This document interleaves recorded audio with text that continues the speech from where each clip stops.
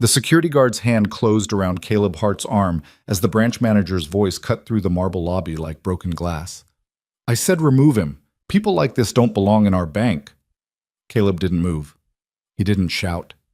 He simply looked down at his 8-year-old daughter Lily, still wearing the hospital bracelet from her morning treatment, and watched her learn exactly what cruelty looked like when it wore a designer suit and a practiced smile. What Veronica Shaw didn't know, what no one in that gleaming lobby knew, was that Caleb's father had poured every inch of the concrete beneath their feet, and the tired man in work boots she'd just tried to throw out, he was worth more than everyone in that building combined. If you want to see how one quiet father taught an entire bank the true meaning of dignity, stay with me until the end. Hit that like button and comment below with the city you're watching from. I want to see just how far this story travels. The parking garage elevator smelled like disinfectant and exhaustion. Caleb Hart pressed the button for the lobby level and felt his daughter's small body lean heavier against his leg. Lily hadn't said a word since they'd left the hospital's oncology wing, her silence a weight he'd learned to carry alongside everything else. The fluorescent lights above them flickered once, twice, then steadied, a small mechanical heartbeat marking the seconds between floors. "Daddy?" Her voice was barely a whisper. "Yeah, sweetheart. Can we still get ice cream?" Caleb looked down at his daughter. 8 years old, 47 pounds now, down from 52 last month. Her favorite purple beanie covered the patches where her hair had started to thin, and the hospital bracelet on her wrist, the one they'd forgotten to cut off again, caught the light like an accusation. She'd been poked and prodded for 3 hours. She'd held still for the needle even when it took 4 tries to find a vein. She hadn't cried once. "Absolutely," he said. "Double scoop. Whatever flavor you want." The elevator doors opened onto the hospital's main lobby, and Caleb guided them through the maze of wheelchairs and worried families toward the exit. His work boots, steel-toed, scarred with concrete dust that never quite washed out, squeaked against the polished floor. He caught a few glances. He always did. A man in construction clothes carrying a sick child drew attention the way a wrinkled shirt drew a stain. He'd stopped caring about the looks years ago. "But Daddy," Lily said as they pushed through the revolving doors into the October afternoon, "you said we had to go to the bank first." "That's right. Quick stop. 5 minutes, tops." He adjusted her weight against his hip, feeling the bones beneath her jacket that shouldn't have been so easy to count. "Then ice cream. Then home. Then that movie you wanted to watch. The one with the talking fish. Finding Nemo." "That's the one." Lily managed a small smile. The first one he'd seen all day, and Caleb felt something loosen in his chest. These moments were everything now. The spaces between treatments where she could just be a kid, where he could just be her dad, where the word cancer could fade into background noise for an hour, maybe 2, before reality reasserted itself. His truck was parked in the far corner of the garage, a decision he'd made deliberately. The walk gave Lily fresh air. It gave him time to study her face, to catalog the subtle shifts in her energy levels that the doctors always asked about. Today she seemed okay. Tired, but okay. Better than last Tuesday when she'd fallen asleep in the waiting room and hadn't woken up until they were halfway home. He buckled her into the booster seat he'd reinforced with extra padding, her body bruised so easily now, and climbed behind the wheel.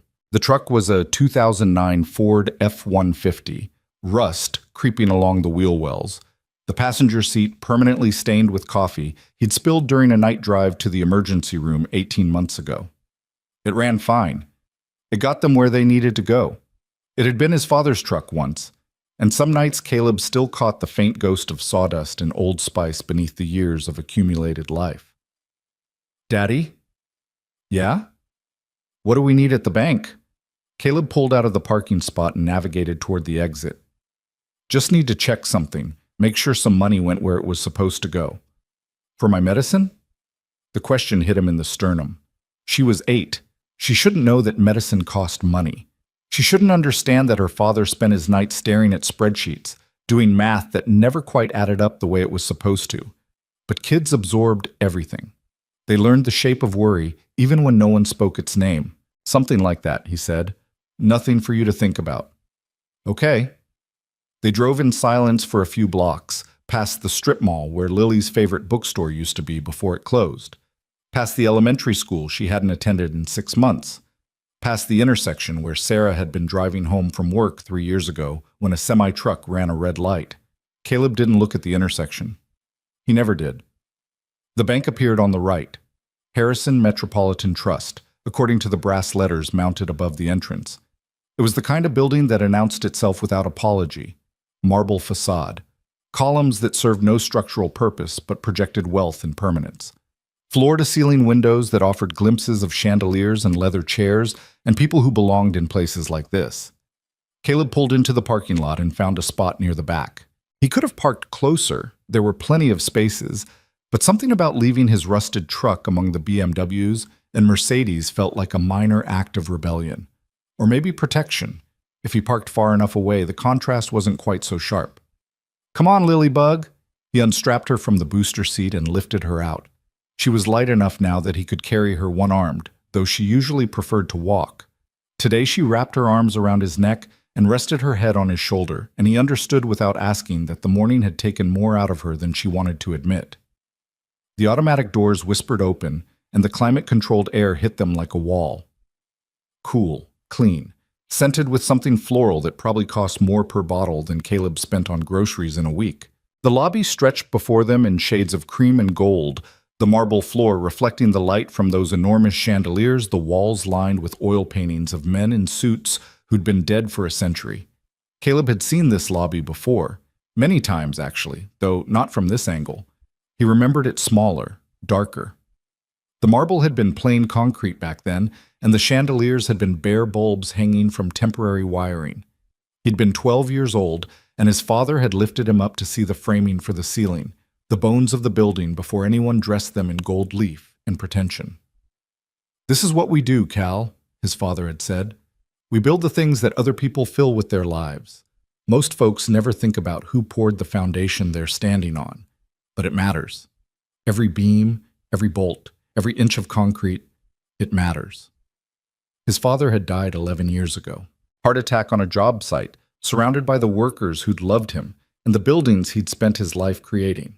The obituary had called him a craftsman of uncommon integrity. The mayor had attended the funeral. A scholarship fund had been established in his name.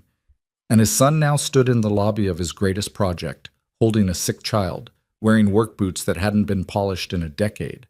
Life had a sense of humor. "Can I help you?" The voice came from behind a desk near the entrance, a young man in his early 20s, fresh-faced and nervous-looking, his name tag reading Marcus. He stood up as Caleb approached, and his expression cycled through several emotions in quick succession: surprise, concern, and then a careful professional neutrality that looked rehearsed. "Yeah," Caleb said, "I just need to check my balance, maybe transfer something between accounts. Shouldn't take more than a few minutes."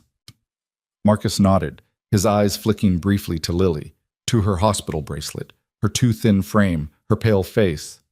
Something softened in his expression. "Of course. If you'll follow me, I can set you up at one of the—" "Marcus." The new voice cut through the lobby like a knife through silk.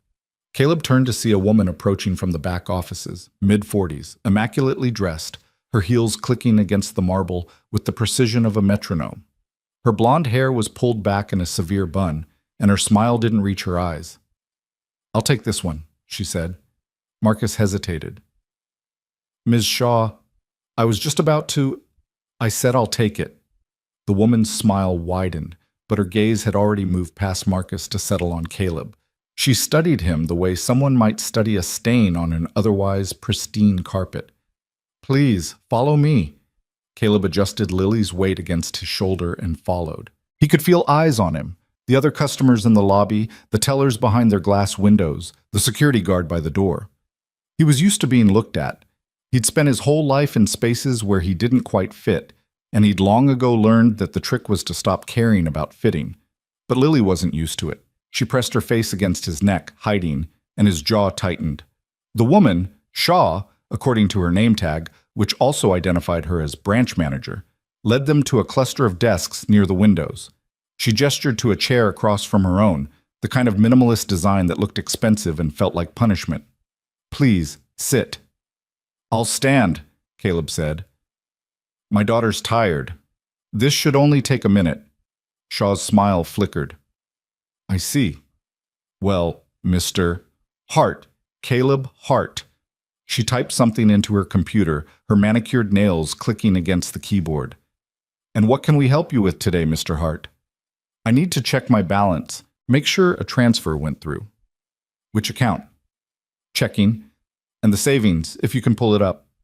More typing. Shaw's expression remained carefully neutral, but Caleb had been reading people long enough to catch the micro movements, the slight narrowing of her eyes, the almost imperceptible curl at the corner of her mouth. She was making calculations, adding up his work boots, his calloused hands, his sick daughter, and arriving at a sum she didn't like. Mr. Hart, she said, her voice dropping into a tone that probably worked on people who cared about her opinion. I'm seeing some irregularities with your account. What kind of irregularities? The kind that require verification. She folded her hands on the desk. You understand, I'm sure. In today's climate, we have to be careful. Identity theft, fraud, money laundering. These things happen more often than people realize. Caleb felt Lily shift in his arms. She was listening. She was always listening. My account's been at this bank for over 20 years, he said quietly. My father opened it. Be that as it may. Shaw's smile was back, sharper now. I'm going to need to see 2 forms of government-issued identification, proof of address dated within the last 30 days, and I showed ID when I walked in. Additional verification for an account of this type. She let the pause hang in the air, loaded with implication. I'm sure you understand. Caleb understood perfectly. He'd understood the moment she'd intercepted him from Marcus. He'd understood from the way her gaze had lingered on his boots, his clothes, the way he carried himself. He was being profiled, sorted, categorized as not our kind of customer based on nothing more than appearance. What type would that be? He asked. Excuse me? You said an account of this type. What type? Shaw's expression hardened. Mr. Hart, I don't appreciate your tone. I don't appreciate being treated like a criminal for trying to check my balance. The lobby had gone quiet. Caleb could feel it, the attention shifting, the conversations dying, the other customers turning to watch. This was exactly what he'd been trying to avoid. He hadn't come here for a confrontation. He'd come to spend 5 minutes, move some money, and take his daughter for ice cream. But some things couldn't be walked away from. Daddy? Lily's voice was small, muffled against his shoulder. What's happening? Nothing, sweetheart. Just a misunderstanding. There's no misunderstanding, Shaw said, rising from her desk. Her voice carried across the lobby, intentionally, Caleb thought. Or maybe she just didn't care who heard. I'm simply following protocol, protecting this bank and its customers from potential fraud. Fraud. Caleb's voice was flat. That's what you think this is. I think a man walks in here looking like... She stopped herself, but not quickly enough. The sentence hung unfinished, damning in its implications. Looking like what? Shaw smoothed her jacket, regaining her composure.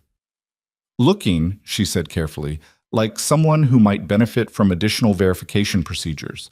It's nothing personal, Mr. Hart. It's simply good business practice. Caleb looked at her for a long moment. He thought about his father, who had built this building with his own hands. He thought about his wife, who had believed that kindness was the only currency that mattered. He thought about his daughter, who was learning right now, in this gleaming marble lobby, what the world looked like when the people in charge decided you didn't belong. Lily, he said softly, I want you to listen to me, okay? Okay, Daddy? This lady is being unkind. That happens sometimes. People get scared of things they don't understand, or they think they're better than other people because of how they dress or how much money they have. He shifted her weight, making sure she could see his face. But being unkind doesn't make you strong. It makes you small, and we don't become ugly just because other people are. You understand? Lily nodded, her eyes wide. Shaw's expression had frozen somewhere between outrage and uncertainty. Mr. Hart, I'm going to have to ask you to leave. I haven't done anything wrong. You're creating a disturbance. I'm standing here, holding my daughter, asking to check my account balance. Caleb's voice never rose above a conversational tone, but something in it had shifted. a weight settling into the words that made them harder to dismiss. If that's a disturbance, maybe the problem isn't me. Shaw's mask cracked, just for a moment. Beneath it was something ugly, something that had learned to hide behind policies and procedures and professional discretion, but was, at its core, nothing more than the oldest kind of prejudice. "Security!" she called, her voice ringing across the lobby. "Security!" The guard by the door moved forward, a large man in his 50s, his hand hovering near his belt. He looked uncomfortable, caught between duty and conscience, and Caleb felt a flicker of sympathy for him.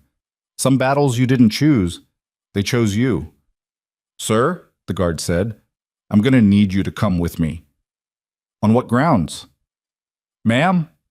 The guard looked to Shaw, clearly hoping for direction. "He's being belligerent, aggressive. I want him removed from the premises immediately." Caleb laughed. It was a quiet sound, more tired than amused. "Aggressive. That's what we're calling it." "Sir." "I served 2 tours overseas," Caleb said, still speaking to the room more than to anyone in particular. "Afghanistan, Fallujah. I've seen aggressive. This isn't it." He looked down at Lily, who had gone very still in his arms. "This is just a tired father trying to take care of his daughter, and a woman who decided, the moment we walked through those doors, that we didn't belong here." The lobby remained silent. The other customers watched. The tellers behind their glass windows had stopped pretending to work. Even the security guard seemed frozen, waiting for something, resolution, escalation, anything to break the tension. And then a new voice spoke. "What in the name of everything decent is going on here, Bettiramut?" The man who emerged from the executive elevator was in his early 70s, with white hair, a face lined by decades of weather and worry, and eyes that swept the lobby with the practiced assessment of someone who'd spent a lifetime building things from the ground up. Graham Harrison, chairman of the board, grandson of the bank's founder. And though almost no one in the lobby knew it, a man who had once learned to pour concrete from Caleb's father. "Ms. Shaw." His voice carried the particular weight of authority that didn't need to be raised to be obeyed. "Would you care to explain why there's a scene in my lobby?" Shaw straightened, her mask snapping back into place. "Mr. Harrison, this man was being disruptive. I was simply—" "This man!" Graham's gaze moved to Caleb, and something flickered in his expression, recognition, followed by something that looked almost like grief. "Caleb? Caleb Hart?" "Mr. Harrison." "Good Lord, son. I'd heard you were back in town, but—" He stopped, his eyes falling on Lily, on her hospital bracelet, on the fragile lightness of her body. "This is your daughter?" "This is Lily." Graham crossed the lobby in 3 quick strides. Up close, he looked older than his years, the weight of running a financial institution through 2 recessions and a pandemic written into every line on his face. But his handshake was firm, and his eyes were kind in a way that couldn't be manufactured. "Your father was one of the finest men I ever knew," he said quietly. "He taught me more about character in 1 summer than business school taught me about money in 4 years." "He spoke well of you too, sir." Graham nodded, then turned to face the lobby. His expression hardened. "Ms. Shaw, what exactly was this man doing that required you to call security?" Shaw's composure wavered. I was following verification protocols. Given his appearance, I had concerns about his appearance." Graham's voice could have frozen water. "And what about his appearance concerned you?"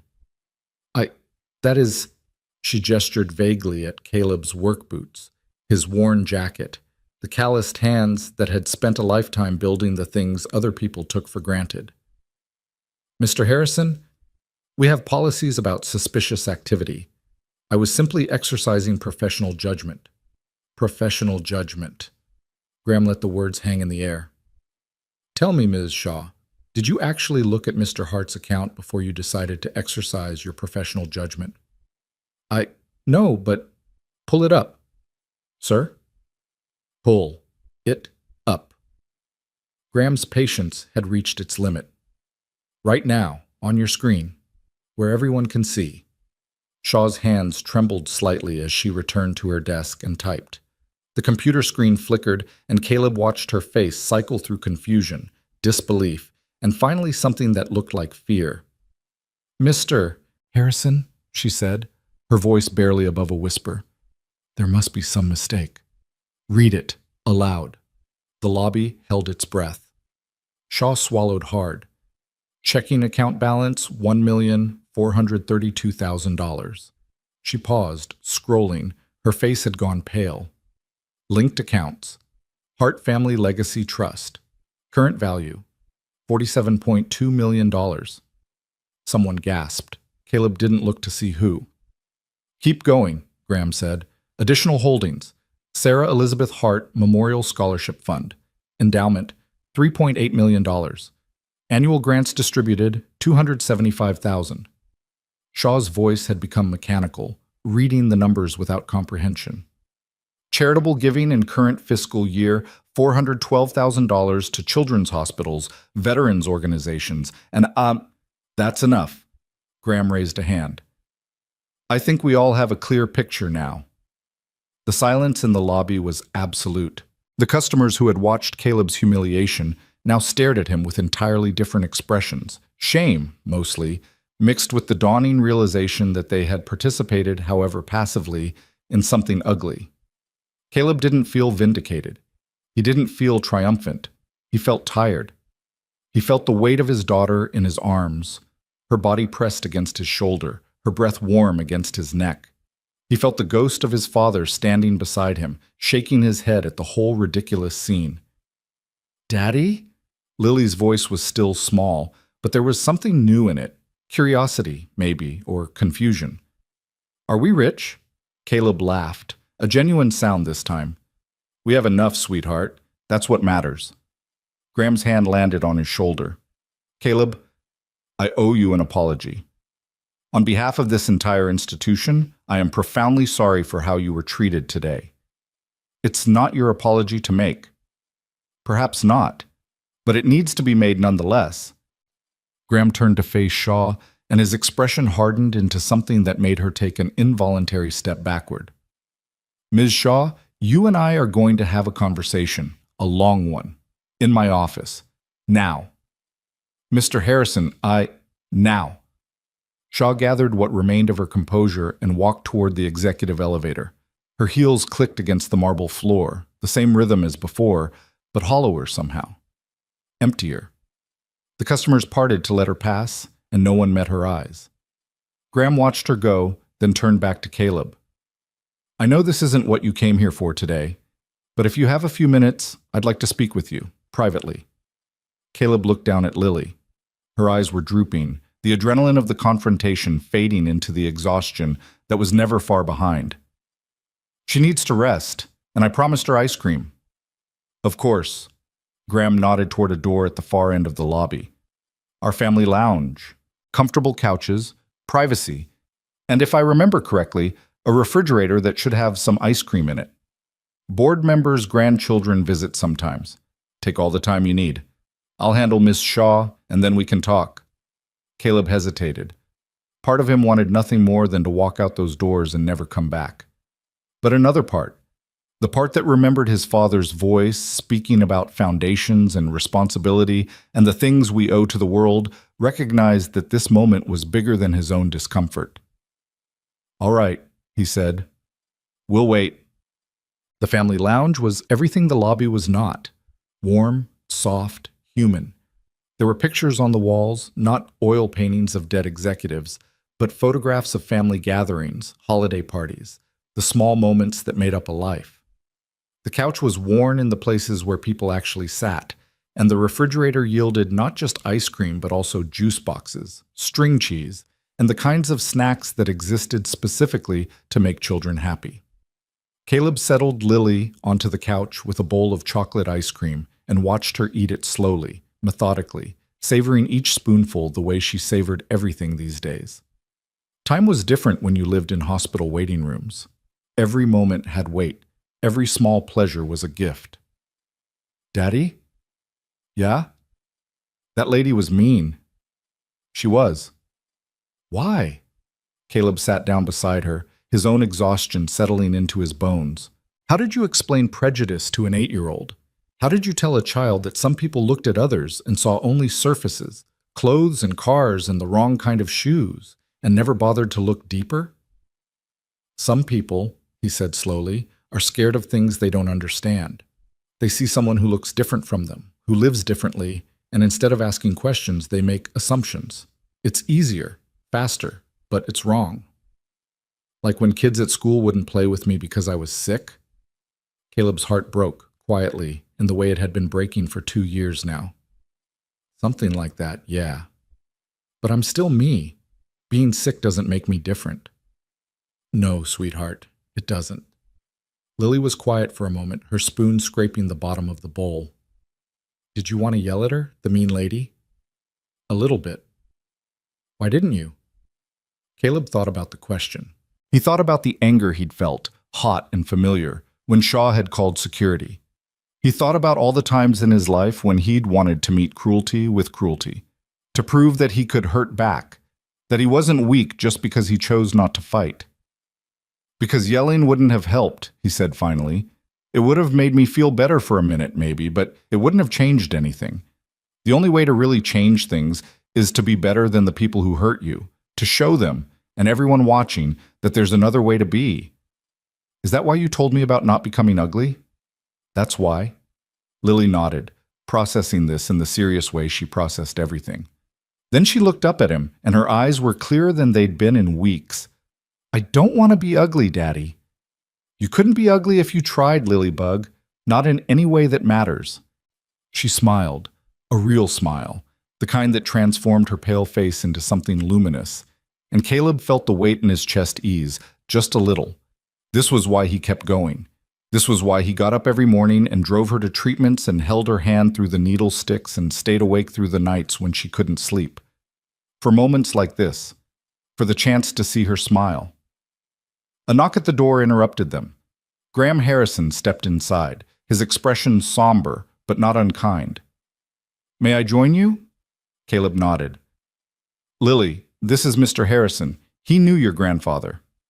Lily looked at Graham with the direct assessment that children often had, unclouded by social convention, seeing straight through to the essential truth of a person. Whatever she saw must have passed muster, because she nodded solemnly. Nice to meet you. The pleasure is entirely mine, young lady. Graham settled into a chair across from them, his movements careful, deliberate. Your grandfather taught me how to mix concrete. Did you know that? Lily shook her head. I was 18 years old, summer job. Thought I knew everything because my family owned the company. Your grandfather put me to work carrying bags of cement until my arms felt like they'd fall off. Then he showed me how all those bags became walls and foundations. How something heavy and ordinary could be transformed into something that would stand for 100 years. Graham smiled, his eyes distant with memory. He said the secret wasn't strength or skill. It was patience and respect for the materials you were working with. He sounds nice, Lily said. He was the best man I ever knew, present company accepted. Graham nodded toward Caleb. Your father learned everything from him. The work, obviously. But more than that, the way he carries himself, the way he treats people. I saw it in that lobby today. Your father could have torn Ms. Shaw apart. He had every right. Instead, he taught you something, and everyone watching. Lily looked at Caleb, her eyes bright. You were brave, Daddy. I was tired, mostly. Same thing sometimes. Graham leaned forward, his expression growing serious. Caleb, I need to apologize again, not just for today. For everything. I should have reached out when Sarah passed. I should have been there for the funeral. I should have done 100 things differently. You sent flowers and a card. Flowers and cards are what you send when you're too busy to show up, and I was too busy. I regret that. Caleb was quiet for a moment. He remembered the funeral, the rain, the flowers, the faces of people he barely knew offering condolences that felt like sandpaper against his grief. He remembered coming home to a house that was too empty, a daughter who was too quiet, a life that had been cut in half without warning. Graham Harrison hadn't been there, but then again, neither had most people. Grief had a way of clearing a room. We all have regrets, Caleb said finally. The question is what we do with them. That's exactly what your father would have said. Graham pulled a folder from inside his jacket. Which brings me to the reason I wanted to speak with you, beyond the obvious need to address what happened today. I'm not pressing charges or filing complaints. I just want to go home. I understand, and I respect that. But Caleb, Graham hesitated, choosing his words carefully. What Ms. Shaw did today, it wasn't an isolated incident. We've had complaints before. Other customers, other situations. I've been too distant, too focused on the numbers, too willing to believe that policies and procedures would solve problems that required human attention. That's not my concern. Perhaps not, but it should be someone's. Graham opened the folder, revealing a stack of documents. I'm not asking you to press charges.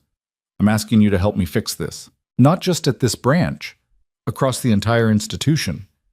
Caleb looked at the folder, not reaching for it. I'm not a banker. No, you're something better. You're a builder, like your father. Graham's eyes were intent now, focused in a way that reminded Caleb of his father when he talked about foundations. This bank was built on certain principles: service, community, treating every person who walked through our doors with dignity, regardless of their circumstances. Somewhere along the way, we lost that. We became what Ms. Shaw demonstrated today, an institution more concerned with appearances than character. And you think I can help with that? I think you're the only one who can. Graham gestured at the folder. Your family's trust has been with this bank for 3 generations. Your charitable work has helped hundreds of families in this community. And today, in that lobby, you demonstrated exactly the kind of character we need to remember. Lily had fallen asleep against Caleb's shoulder, her breath soft and even, the empty ice cream bowl still clutched in her hands. Caleb looked at her pale face, her thin arms, the hospital bracelet that was becoming as familiar as her own skin, and felt the weight of responsibility that had nothing to do with bank boards or community initiatives. My daughter is sick, he said quietly. That's my focus right now. That's my only focus. I know, and I'm not asking for a commitment today. I'm asking for a conversation. When you're ready, if you're ever ready. Graham stood, leaving the folder on the table between them. But I want you to know something, Caleb. What you did in that lobby, the way you handled yourself, the way you taught your daughter in the middle of being attacked, that's the kind of leadership this bank needs. This community needs. If you're willing to share it, we're willing to listen. Caleb didn't respond. He watched Graham move toward the door, watched the older man pause with his hand on the handle. Take the side entrance when you leave, Graham said. Less attention. And Caleb, for what it's worth, your father would be proud of you. The man you've become. The father you are. The door closed softly behind him. Caleb sat in the quiet room, his daughter warm against his shoulder, and thought about foundations, about the things we build with our hands and the things we build with our choices, about the concrete beneath the marble, invisible and essential, holding everything up. His father had spent his life building things that would last. Maybe it was time for Caleb to do the same. Oh, the drive home was quiet. Lily slept in her booster seat, her head tilted at an angle that would leave her neck sore, but Caleb couldn't bring himself to wake her. Sleep was precious. Sleep was healing. Sleep was one of the few things he could give her that cost nothing and meant everything. The house was small, a 3-bedroom ranch on the edge of town, nothing fancy but well-maintained, and Caleb carried Lily inside with the practiced ease of a man who had done it 1,000 times. Her bedroom was unchanged from before she got sick. Purple walls, posters of Disney princesses, a bookshelf lined with stories about girls who went on adventures and always came home safe. He tucked her in, removed her shoes, and pulled the blanket up to her chin. She stirred, but didn't wake. Love you, Lilybug.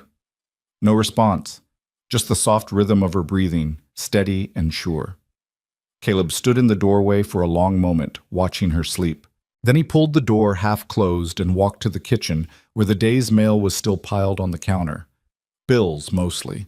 A card from the children's hospital, a reminder about Lily's next appointment, and at the bottom of the stack, a letter from the insurance company. He opened it without hope and read it without surprise. Coverage denied. Experimental treatment not included in current policy. Appeal options available upon request. The surgery Lily needed, The one her doctor said offered the best chance of remission, cost $400,000. The insurance company had decided it was too risky, too unproven, too expensive to approve. Never mind that children were surviving because of this surgery. Never mind that every day of delay was a day her condition could worsen. Money wasn't the problem. Caleb had money. More than most people would ever imagine, sitting quietly in accounts he barely touched. His father had built a small fortune through years of careful work and careful savings, and Sarah's life insurance had added more.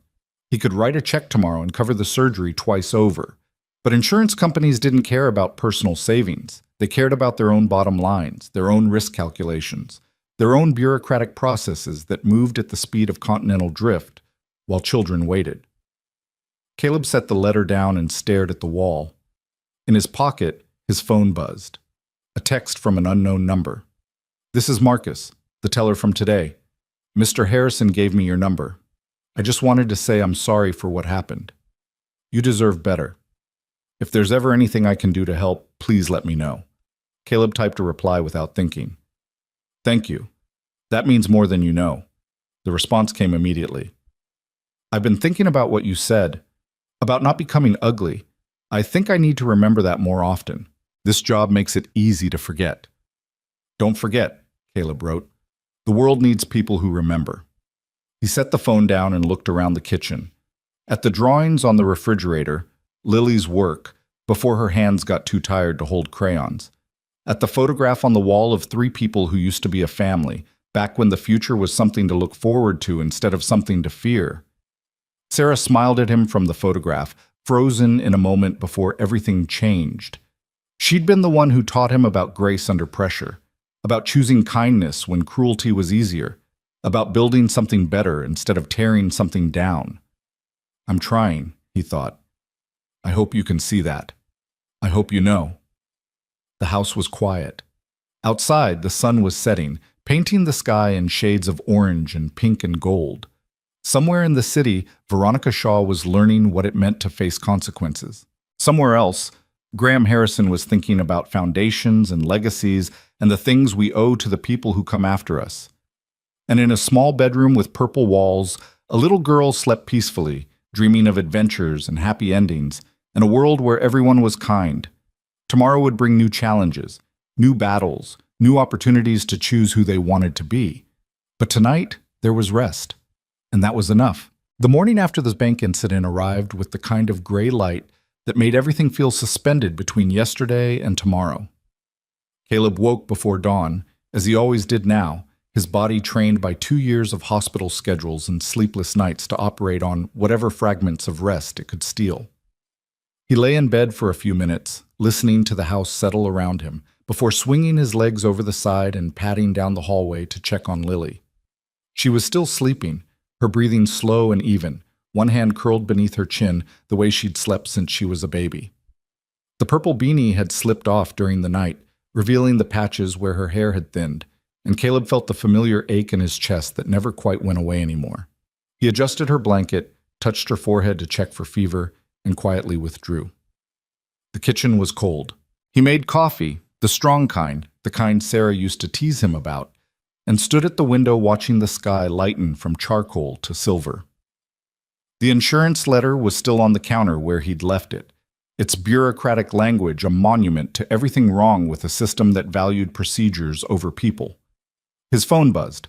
A text from Dr. Chen at the Children's Hospital. "Can you come in today? We should discuss options." Caleb typed his reply with one thumb. "What time?" "Whenever works." "I'll make room." That was never a good sign. Doctors who made room were doctors who had news they didn't want to deliver over the phone. He finished his coffee, showered, and woke Lily as gently as he could. She surfaced slowly, blinking against the gray light, her small face creased with the patterns of her pillow. "Is it treatment day?" "No, sweetheart, just a checkup. Dr. Chen wants to see us." "Can we get pancakes after?" Caleb smiled, though it cost him something. "Absolutely. Whatever kind you want." The drive to the hospital took 40 minutes through morning traffic. Lily spent most of it watching the world scroll past her window, occasionally pointing out things that caught her attention. A dog being walked, a billboard with a cartoon character she recognized, A car painted the same shade of purple as her bedroom walls. Her voice was stronger today than it had been in weeks, and Caleb let himself hope, just a little, that maybe the news wouldn't be as bad as he feared. The Children's Oncology Wing was located on the 4th floor of St. Michael's Medical Center, in a section of the hospital that had been renovated 3 years ago with bright colors and cheerful murals and all the architectural tricks designed to make children forget, even momentarily, why they were there. Caleb knew every inch of it by now. The waiting room with its worn toys, the hallway with the water fountain that always ran too cold, the corner by the window where Lily liked to sit and watch the helicopters land on the roof. Dr. Chen was waiting for them in her office, a small woman with kind eyes and the particular exhaustion that came from spending your life fighting battles you couldn't always win. She rose when they entered, shaking Caleb's hand and crouching down to greet Lily at eye level. "How are you feeling today, Lily?" "Pretty good. Daddy promised me pancakes." "Did he? Well, you definitely deserve pancakes. Any particular kind?" "Chocolate chip with extra whipped cream." Dr. Chen laughed, a warm sound that didn't quite reach her eyes. "That sounds perfect. Lily, I need to talk to your dad for a few minutes about some boring grown-up stuff. Would it be okay if you waited in the playroom?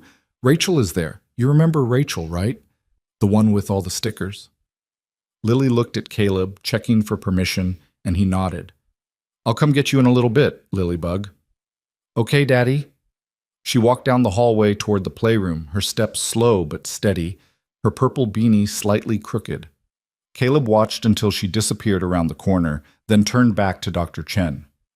"How bad?" Dr. Chen gestured for him to sit, which he did, though his body remained tense, braced for impact. She settled into her own chair and folded her hands on the desk, the way she always did when the news wasn't good. "The latest scans show some progression. Not dramatic, but enough that we need to adjust our approach." "What does that mean?" "It means the current treatment protocol is reaching its limits. We're still controlling the disease, but we're not beating it. Not the way we hoped."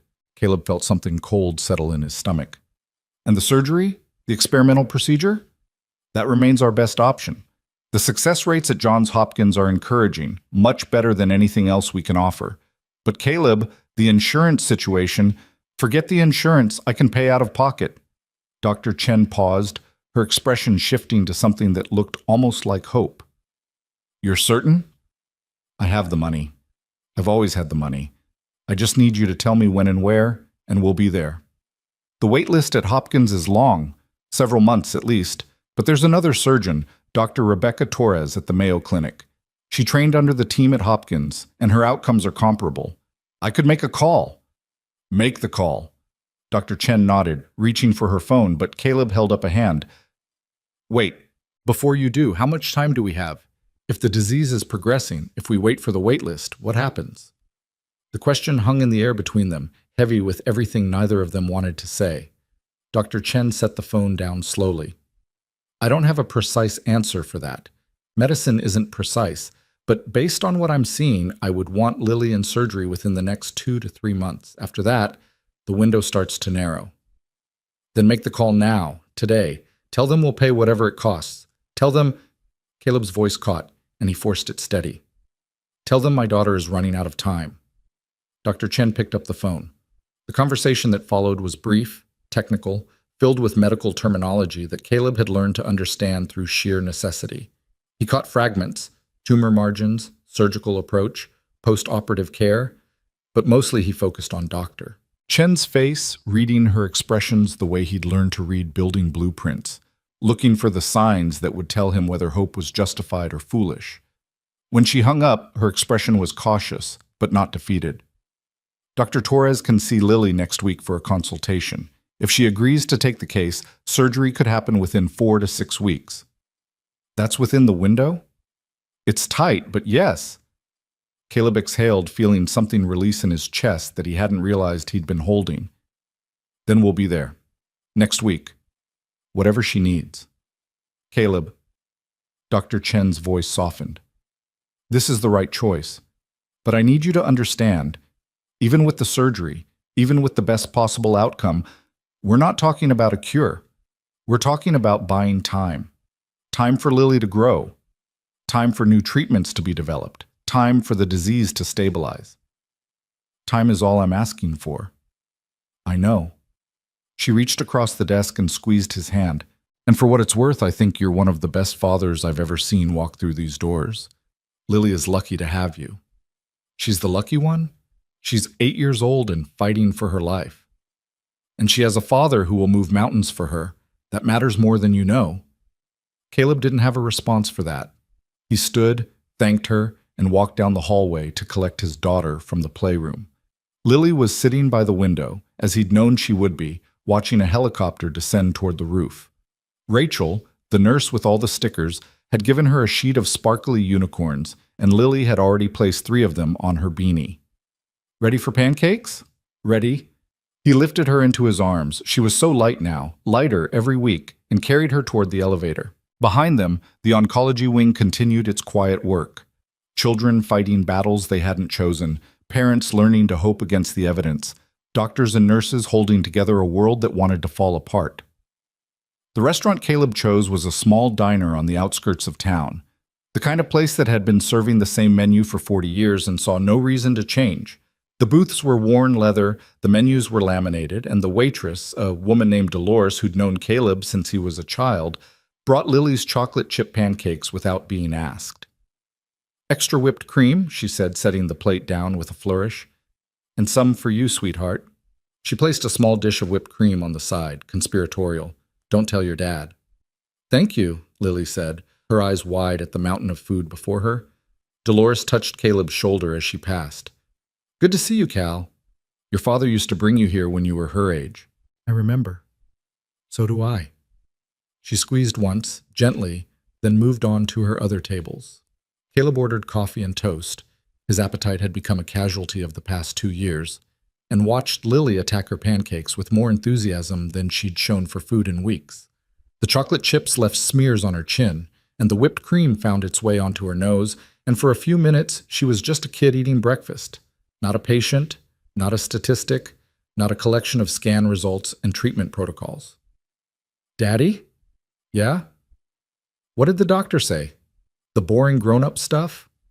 Caleb considered his answer carefully. They'd always been honest with Lily about her illness. Age-appropriate honesty, Dr. Chen called it, enough truth to help her understand without overwhelming her with fear. It was a delicate balance, and some days he felt like he was walking a tightrope over an abyss.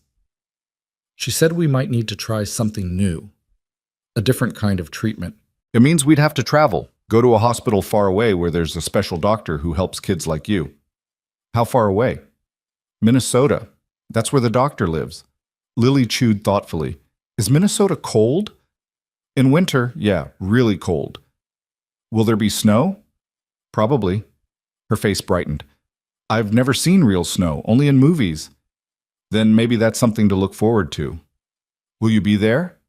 At the hospital in Minnesota?" "Every single second, Lilybug. I'm not going anywhere."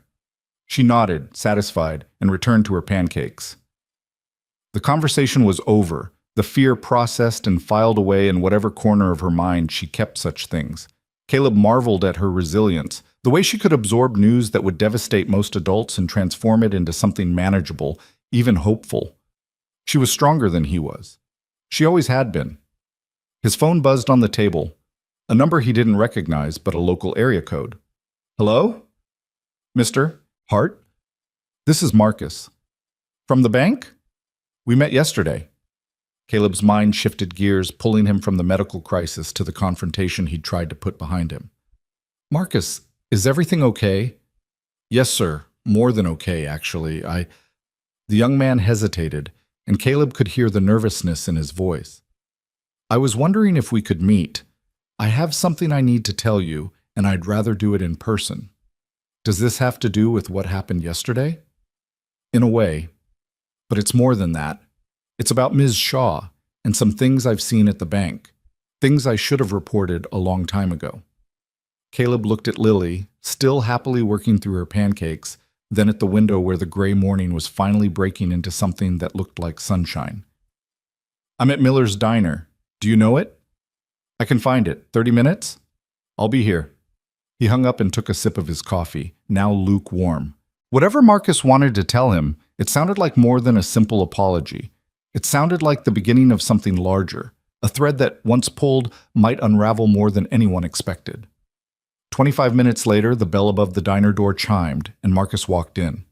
He looked younger out of his suit, mid-20s at most, with the kind of face that hadn't quite finished deciding what it wanted to be. He spotted Caleb and Lily and crossed the restaurant with quick, nervous steps. "Mr. Hart, thank you for seeing me. Caleb, please." He gestured to the booth. "Sit down. This is my daughter, Lily." "Hi, Lily." Marcus smiled, and some of his nervousness seemed to ease. "Those look like excellent pancakes." "They're chocolate chip," Lily informed him, "with extra whipped cream. The best kind." Dolores appeared with a coffee pot, and Marcus accepted a cup with grateful hands. He wrapped his fingers around the warmth, took a steadying breath, and met Caleb's eyes. "I need to tell you about Ms. Shaw, about what she's been doing at the bank. I gathered something was wrong when Harrison mentioned other complaints." "It's worse than complaints." Marcus set down his coffee. "She's been systematically targeting customers based on how they look, not just questioning them, actively discouraging them from doing business with us. Closing accounts without proper justification, denying loan applications based on factors that have nothing to do with creditworthiness. That's discrimination." "Yes, and it's been going on for at least 2 years, ever since she was promoted to branch manager." Marcus pulled a flash drive from his pocket and set it on the table between them.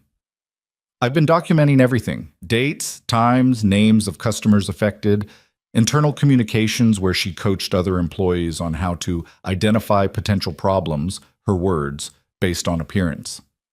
Caleb looked at the flash drive, then at Marcus. "Why are you giving this to me?" "Because you're the first person who stood up to her, the first person who didn't just walk away when she treated them like garbage, and because—" He stopped, his jaw tightening. "Because I should have done something a long time ago, and I didn't. I watched it happen. I stayed quiet because I was afraid of losing my job. That makes me complicit. It also makes you human. Maybe, but it doesn't make me proud." Marcus pushed the flash drive closer. "Mr. Harrison is already investigating, but he doesn't know the full scope. He doesn't know that Shaw has been falsifying records to cover her tracks. He doesn't know that at least a dozen employees have been pressured to participate in her screening practices or face consequences. He doesn't know that 2 tellers who tried to report her were quietly pushed out. And you can prove all of this? Everything's on the drive. Emails, internal memos, a detailed timeline of incidents. I've been building this file for 8 months, waiting for the right moment to use it. Why now?" Marcus was quiet for a moment. When he spoke again, his voice was softer. "Because of what you said to your daughter. About not becoming ugly. About choosing who we want to be." He looked at Lily, who had stopped eating and was watching the conversation with serious eyes. "I've been ugly by staying quiet. I've been part of the problem. I don't want to be that person anymore." Caleb felt something shift in his chest, a recognition of the courage it took to admit failure and try to make it right. He'd spent his whole life around men who worked with their hands, who measured their worth in what they built and what they stood for. Marcus was young, untested, clearly terrified of the consequences of what he was doing, but he was doing it anyway. "What do you want me to do with this?" "Whatever you think is right. Mr. Harrison trusts you. Anyone could see that yesterday. If you bring this to him, he'll take it seriously. If I bring it, Shaw will find a way to discredit me before I can even finish explaining. You're asking me to fight a battle that isn't mine. I'm asking you to help me make things right." Marcus's voice cracked slightly. "I know I have no right. I know you have bigger things to worry about, your daughter, your family, but people are being hurt. Every day that Shaw stays in power, more customers walk away believing they're not good enough, that they don't deserve to be treated with respect. That's not the bank your father built." The words hit Caleb harder than he'd expected. His father had spent 30 years of his life building the physical structure of Harrison Metropolitan Trust. He'd poured the foundation, raised the walls, installed the chandeliers that now hung over a lobby where people were judged by their shoes. If his father were alive, watching what had happened yesterday, what would he say?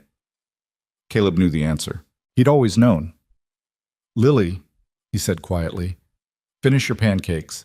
Marcus and I need to talk outside for a minute. Okay, Daddy. They stepped through the diner's front door into the parking lot, where the morning sun had finally broken through the clouds. Caleb leaned against his truck and studied Marcus, really looked at him, the way his father had taught him to look at people, searching for the foundation beneath the surface. This will probably cost you your job. You understand that? Yes. Shaw has connections. Even if Harrison believes you, there could be legal complications. Your name will be attached to this investigation. Future employers will ask questions. I know. And you're willing to do it anyway. Marcus met his gaze without flinching. My grandmother used to say that the only thing necessary for evil to triumph is for good people to do nothing. I've been doing nothing for 2 years. I'm tired of it. Caleb nodded slowly. When I was in Afghanistan, we had a saying, the only easy day was yesterday. It meant that every day would bring new challenges, new tests of who you really were. Most people failed those tests, not because they were weak, but because passing was harder than failing. Did you pass? Sometimes, not always, but I kept trying. Caleb took the flash drive from his pocket, weighing it in his palm. I'll give this to Harrison, not because you asked me to, because it's the right thing to do, but I want you to understand something. What's that? This isn't the end, it's the beginning. Once you start fighting for what's right, you don't get to stop. It becomes part of who you are. Every day, every situation, you'll have to make the same choice. Stay quiet and stay comfortable, or speak up and face the consequences. I'm ready for that. Are you? Caleb pocketed the flash drive. We'll see. Come to the bank tomorrow, 10 o'clock. Harrison and I will be there. You're going to meet with him? I'm going to do more than meet with him. I'm going to help him fix what's broken. Caleb opened the truck door, then paused. Marcus, what you did today, coming here, telling me the truth, that took courage. Don't let anyone tell you otherwise. The young man's face flushed. Thank you, Mr. Hart. Caleb? Thank you, Caleb. They shook hands and Caleb watched Marcus walk back to his car, a used Honda with a dented bumper and a parking permit from the local community college on the windshield. A young man trying to build a life, make ends meet, figure out who he wanted to be. Not so different from Caleb himself, 30 years ago. He climbed into the truck and drove back to collect Lily, who had finished her pancakes and was now stacking the empty creamers into a tower. Daddy? Is Marcus in trouble? No, sweetheart. Marcus did something brave. Something that might help a lot of people. Like what you did at the bank? Something like that. Lily nodded, processing this. I think Marcus is nice. I think so too. The drive home was quiet, but it was a different kind of quiet than before. Less heavy, more contemplative. Caleb found himself thinking about his father, about Sarah, about all the people who had shaped him into the man he was today. They'd taught him that character wasn't about grand gestures or public victories. It was about the small choices, the daily decisions to be decent when decency was hard. Marcus had made one of those choices today. Whatever came next, that choice mattered. When they got home, Caleb settled Lily on the couch with a blanket and her favorite movie, Finding Nemo, as promised, and retreated to the kitchen to make the phone call he'd been avoiding all morning. Graham Harrison answered on the second ring. Caleb, I was hoping to hear from you. Something's come up. Can we meet tomorrow, 10 o'clock at the bank? Of course. Is this about Ms. Shaw? It's about the whole institution. I have documentation, evidence of systematic discrimination going back at least 2 years. One of your tellers gathered it. He's willing to testify. There was a long pause on the other end of the line. When Graham spoke again, his voice was heavy. I was afraid of this. When you've been running an organization as long as I have, you develop a sense for when something's wrong. I knew there were problems, but I convinced myself they were isolated incidents, individual failures, not systemic ones. They're systemic. Then we'll address them systematically. Tomorrow, 10 o'clock. Bring whatever you have. Graham paused. And Caleb, thank you for not walking away when you had every reason to. My father didn't raise me to walk away. No, he didn't. Caleb hung up and stood at the kitchen window, looking out at the backyard where Lily used to run and play before her diagnosis. The swing set was still there, rusting slightly in the autumn air. The garden Sarah had planted, Roses and tomatoes and herbs she'd used for cooking had gone wild without her careful attention. The treehouse Caleb had built when Lily was 4, now empty and waiting for a child who no longer had the strength to climb. Tomorrow, he would go to the bank. He would sit in a boardroom with men in suits and present evidence of corruption. He would advocate for people he'd never met, families who'd been turned away, employees who'd been silenced. It wasn't the life he'd planned. It wasn't the battle he'd chosen. But sometimes the battles chose you. And when they did, you could either fight or surrender. Caleb had never been very good at surrendering. The next morning broke clear and cold, the first real chill of autumn settling over the city like a promise of harder weather to come. Caleb dressed more carefully than usual. Clean jeans, a collared shirt, his one good jacket that Sarah had bought him for their 10th anniversary. He didn't own a suit, never had. But he'd learned a long time ago that clothes didn't make the man. Character did. Lily was staying with Mrs. Patterson, the elderly widow next door who'd become a surrogate grandmother since Sarah's death. She was 73 years old, sharp as a tack, and had raised 5 children of her own. She knew exactly what Lily needed: stability, warmth, and someone to fuss over her the way grandmothers were supposed to. "Don't you worry about a thing," Mrs. Patterson said, ushering Lily inside with promises of cookies and cartoons. "We'll have a grand time.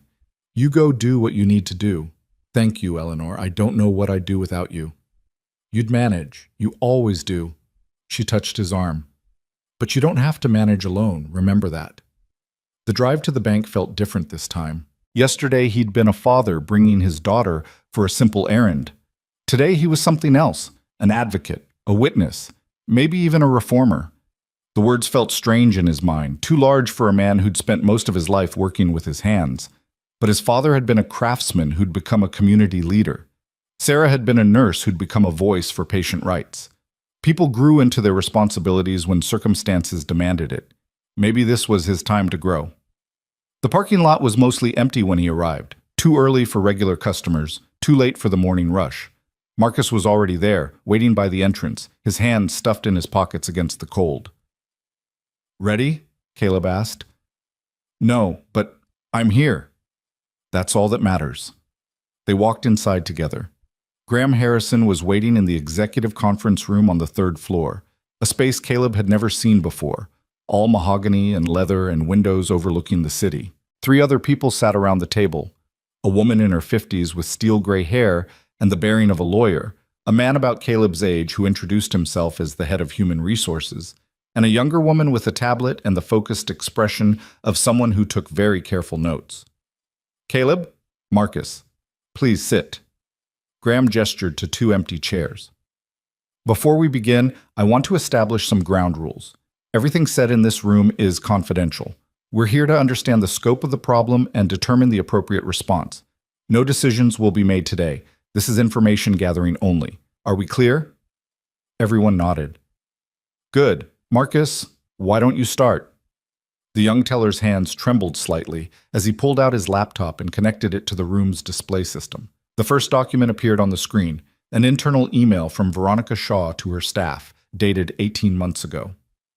"This is one of the earliest examples I found," Marcus said. "Ms. Shaw is instructing tellers on how to identify high-risk customers based on, and I quote, appearance, dress, and general demeanor. She goes on to list specific indicators that should trigger additional verification procedures." The room went quiet as they read.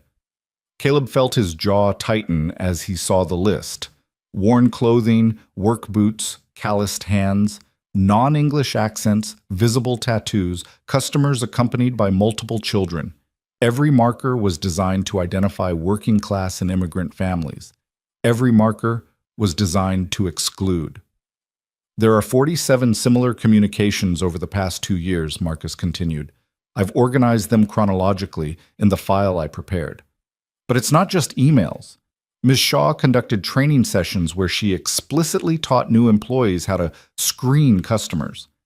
I have notes from 3 of those sessions provided by employees who attended them. And the employees who tried to report this?" Graham's voice was carefully controlled, but Caleb could see the anger building behind his eyes. 2 tellers, both women, filed internal complaints within months of Ms. Shaw's promotion. Both complaints were dismissed as unsubstantiated. Both employees were subsequently passed over for promotions, given negative performance reviews, and eventually pushed out through what I can only describe as coordinated harassment. Names: Jennifer Wu and Maria Gonzalez. Both have documentation of their experiences and have indicated willingness to provide statements. The woman with steel gray hair leaned forward. Mr. Hart, you witnessed Mrs. Shaw's behavior firsthand yesterday. Can you describe what happened? Caleb told the story. The same story the lobby had witnessed, but with the distance that comes from a night's sleep and time to process. He described Shaw's initial hostility, her escalating demands for verification, her decision to call security, and her explicit reference to his appearance as grounds for suspicion. At any point, the woman asked, did Ms. Shaw check your account before making these accusations? No, she admitted as much when Mr. Harrison asked her directly. And her stated justification for her treatment of you was based entirely on how you looked? That's correct. The room fell silent again. The younger woman with the tablet typed rapidly, recording everything. Graham stood and walked to the window, his back to the room. When he spoke, his voice was tired in a way that had nothing to do with physical exhaustion. My grandfather founded this bank in 1952. He was the son of immigrants, German if it matters, though it shouldn't. He started with nothing but a high school education and a willingness to work harder than anyone else in the room. He believed that a bank should serve its community, not judge it, that everyone who walked through these doors deserved respect, regardless of where they came from or what they looked like. He turned back to face the table. Somewhere along the way, we lost that. We became so focused on growth and profit that we forgot why we existed in the first place. We hired people like Veronica Shaw because they produced numbers, and we didn't ask how those numbers were achieved.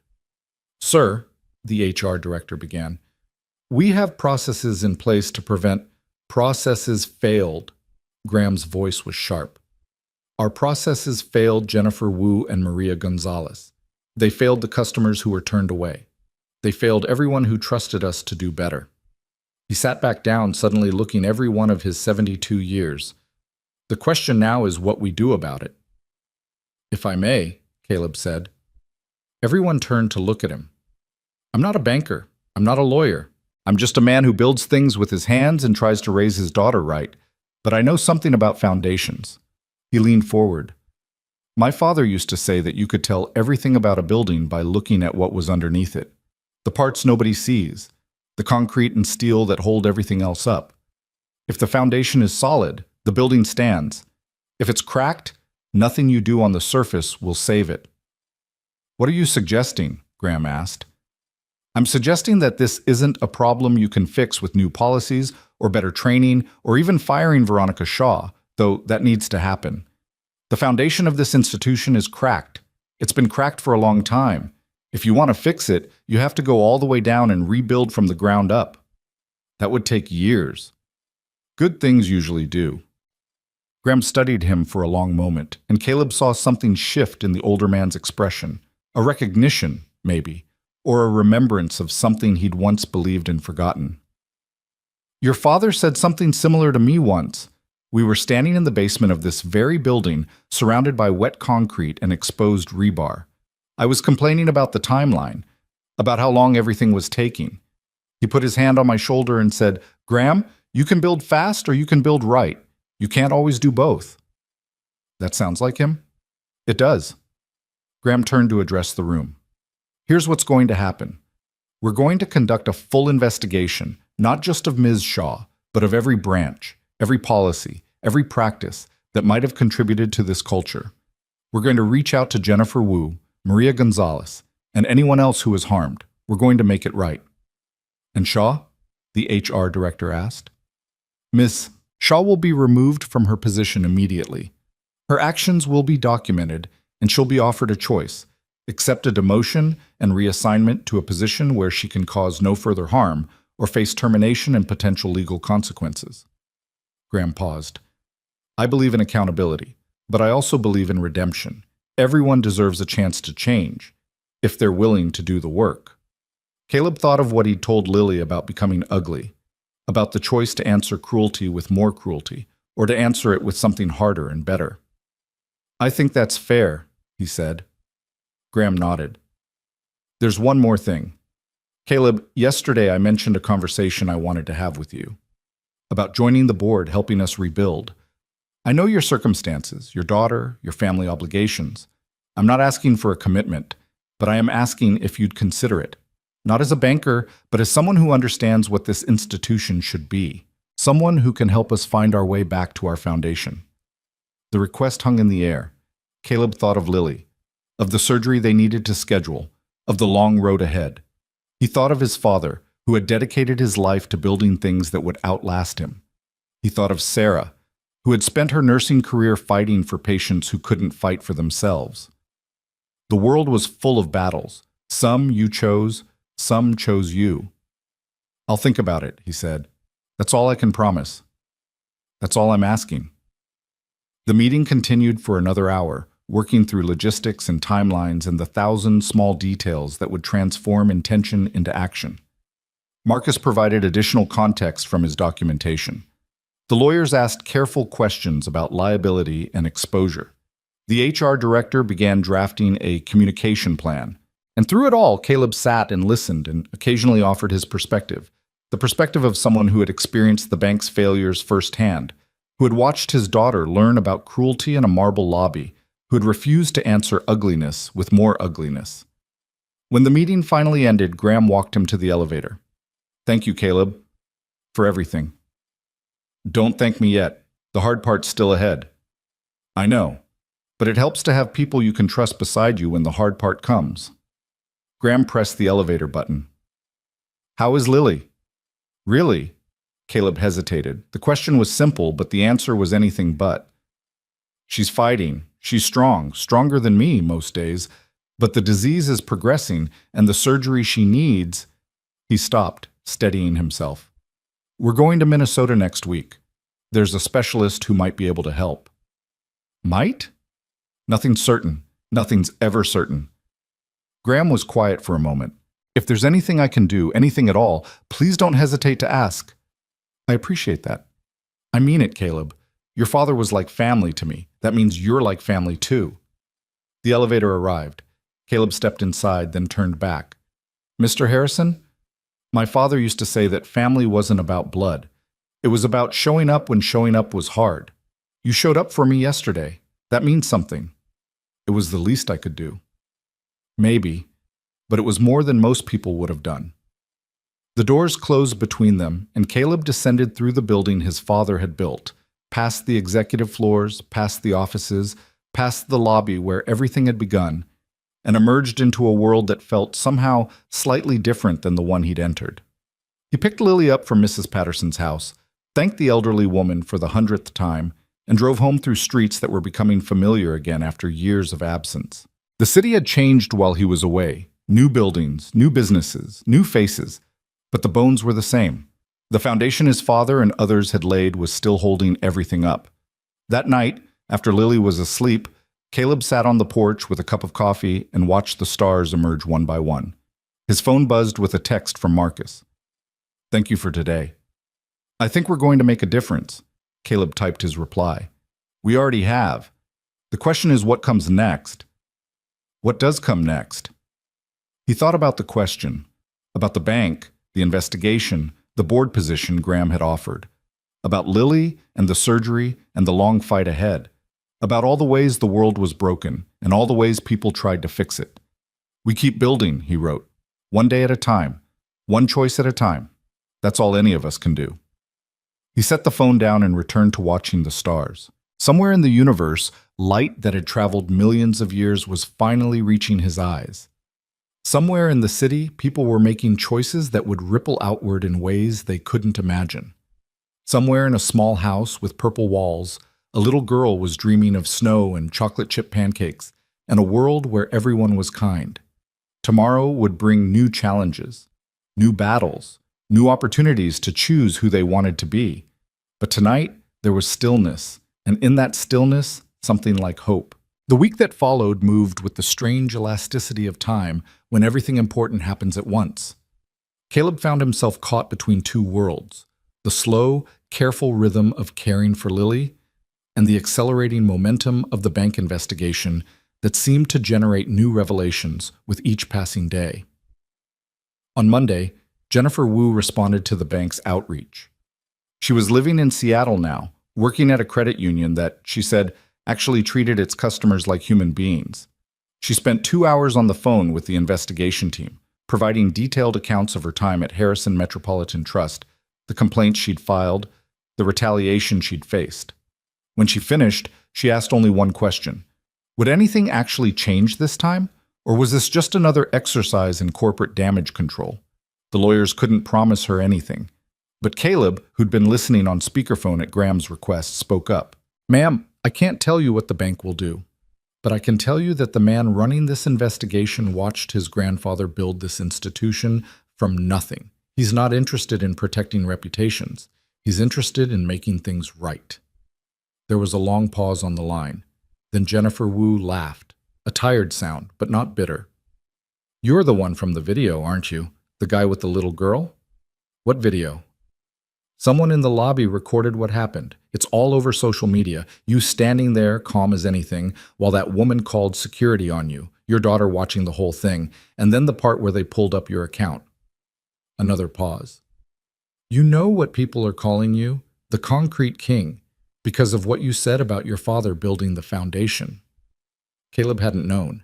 He'd been too focused on Lily, on the investigation, on the 1,000 small tasks that consumed his days. The idea that strangers had been watching that moment, sharing it, commenting on it, the thought made his skin crawl. "I didn't ask for any of that." "Nobody asks for it, but sometimes it happens anyway." Jennifer's voice softened. "For what it's worth, I think you did something important, not just for yourself, but for everyone who's ever been treated that way. You showed people what dignity looks like when you're under attack." After the call ended, Graham pulled up the video on his phone.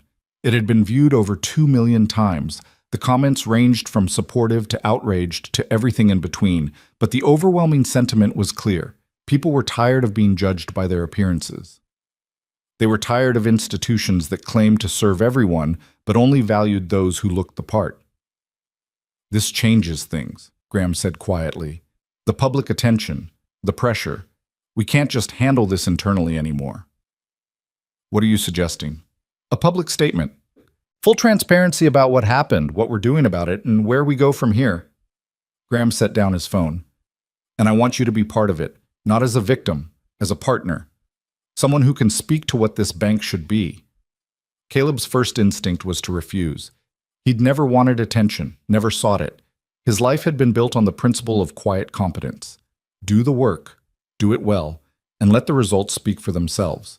But the video had already thrust him into the spotlight, whether he liked it or not. And if he was going to be visible, better to use that visibility for something that mattered. "Let me think about it," he said. "I need to focus on Lily right now. Everything else can wait." Graham nodded. "Of course, take all the time you need." But time, as Caleb knew better than most, was the one thing they didn't have. The flight to Minnesota left on Thursday morning. Caleb had booked first-class tickets, an extravagance he never would have considered before Lily got sick, but now seemed essential. The extra space let her stretch out, sleep, avoid the press of strangers in economy class who might carry germs her compromised immune system couldn't fight. Mrs. Patterson drove them to the airport, fussing over Lily's blanket and snack bag until the last possible moment. "You call me the second you know anything," she said, hugging Caleb with surprising strength for a woman her age. "Day or night, I don't care." "I will. And you take care of yourself too. Lily needs her father healthy." It was the same thing she'd been saying for 2 years, and it never got easier to hear. Caleb kissed her cheek and guided Lily through the security checkpoint, into the terminal, toward the gate where their future waited. The flight was smooth, the rental car was ready, and the hotel was close to the Mayo Clinic's pediatric wing. Caleb had arranged everything with the kind of meticulous attention to detail that had once gone into planning construction projects. Every variable accounted for, every contingency prepared. The only thing he couldn't control was the one thing that mattered most. Dr. Rebecca Torres turned out to be younger than he'd expected. Early 40s, with dark hair pulled back in a practical ponytail, and eyes that seemed to take in everything at once. She greeted them in her office, which was decorated with children's drawings and thank you cards and photographs of families who'd passed through her care. Mr. Hart, Lily. She shook Caleb's hand and then crouched down to Lily's level. I've heard a lot about you, young lady. Dr. Chen tells me you're one of the bravest patients she's ever worked with. Lily, who had been quiet and nervous since they'd arrived, managed a small smile. She said you might help me get better. I'm going to try my very best. Doctor. Torres straightened and gestured toward two chairs. Why don't we all sit down and talk about what comes next? The conversation that followed was both simpler and more complicated than Caleb had anticipated. Dr. Torres reviewed Lily's scans, her treatment history, the progression of her disease. She explained the surgery in terms that were technical enough to be accurate, but clear enough that even Lily could follow the basics. She outlined the risks: bleeding, infection, the possibility that the tumor might prove more extensive than the imaging suggested, and the potential benefits, which included a significant chance of long-term remission. What do you mean by significant? Caleb asked. Based on cases similar to Lily's, and given her response to treatment so far, I'd estimate a 60 to 70% chance that surgery will achieve our goals. And the other 30 to 40%? Dr. Torres met his eyes directly. We'd need to explore other options. Additional treatments, clinical trials, whatever gives us the best chance of keeping Lily healthy. Caleb absorbed this. 60 to 70%. Better odds than he'd feared, but far from certain. Nothing was ever certain. What do you need from us? I need Lily to stay as healthy as possible between now and surgery. That means avoiding exposure to illness, maintaining her nutrition, keeping her spirits up. Dr. Torres turned to Lily. And I need you to tell me how you're feeling, honestly, even if you think it might worry your dad. Can you do that? Lily nodded solemnly. I can do that. Good. Dr. Torres smiled. Then I think we have a plan. The surgery was scheduled for 3 weeks out, the soonest Dr. Torres could arrange without compromising preparation. They would need to return to Minnesota a few days early for preoperative testing and consultations. In the meantime, they should go home, try to live as normally as possible, and trust that everyone involved was working toward the same goal. Trust. Such a small word for such a heavy concept. They flew home the next day, and Caleb threw himself back into the rhythms of daily life. Meals and medications and doctor's appointments, and the 100 small rituals that had come to define his existence. But underneath it all, a clock was ticking. 3 weeks, 21 days, 504 hours until they would know whether hope was justified or foolish. The investigation at the bank continued in his absence, generating updates that arrived in his inbox with increasing frequency. Jennifer Wu had agreed to provide a formal statement. Maria Gonzalez, the other teller who'd been pushed out, was considering doing the same. A pattern was emerging, not just of individual misconduct, but of institutional negligence that had allowed that misconduct to flourish. And then on the second Sunday after their return from Minnesota, Graham Harrison called with news that changed everything. Veronica Shaw is fighting back. Caleb was in the kitchen, making dinner, while Lily watched television in the living room. He set down the knife he'd been using to chop vegetables and pressed the phone closer to his ear. What do you mean, fighting back? She's hired a lawyer, a good one. They're claiming wrongful termination, discrimination, defamation, the whole playbook. Graham's voice was tight. They're also threatening to go public with a counter-narrative, that she was simply following bank policies, that you were actually being disruptive, that the investigation is a witch hunt designed to scapegoat her for systemic problems she didn't create. That's ridiculous. Of course it is, but ridiculous claims can still cause damage, especially when they're made loudly enough. Her lawyer has already reached out to several media outlets. They're shopping a story about how the bank is sacrificing a hardworking woman to protect a wealthy customer who used his connections to get special treatment. Caleb laughed, though there was no humor in it. Special treatment? She called security on me for trying to check my balance. I know. We have the video, the witness statements, Marcus's documentation. Everything supports our position, but she's betting that if she makes enough noise, she can muddy the waters, create doubt, turn this into a he said, she said situation where the truth gets lost in the confusion. What do you want me to do? Graham was quiet for a moment. I want you to tell your story, publicly, on the record, not as an attack on Shaw, but as a simple accounting of what happened. The facts, without embellishment or editorial. I thought we agreed I needed to focus on Lily. We did, and I meant it. But Caleb, the story is already out there. The video has been seen by millions of people. Shaw's lawyer is going to spin that video however serves their narrative. The only way to counter that is with the truth, from the person who lived it. Caleb leaned against the counter and closed his eyes. He thought about what Jennifer Wu had said, that sometimes attention found you whether you asked for it or not. He thought about Marcus, who had risked his career to expose wrongdoing because he couldn't stay silent anymore. He thought about Lily, who had watched her father stand calm in the face of cruelty and learned something about who she wanted to be. What would Sarah have told him to do?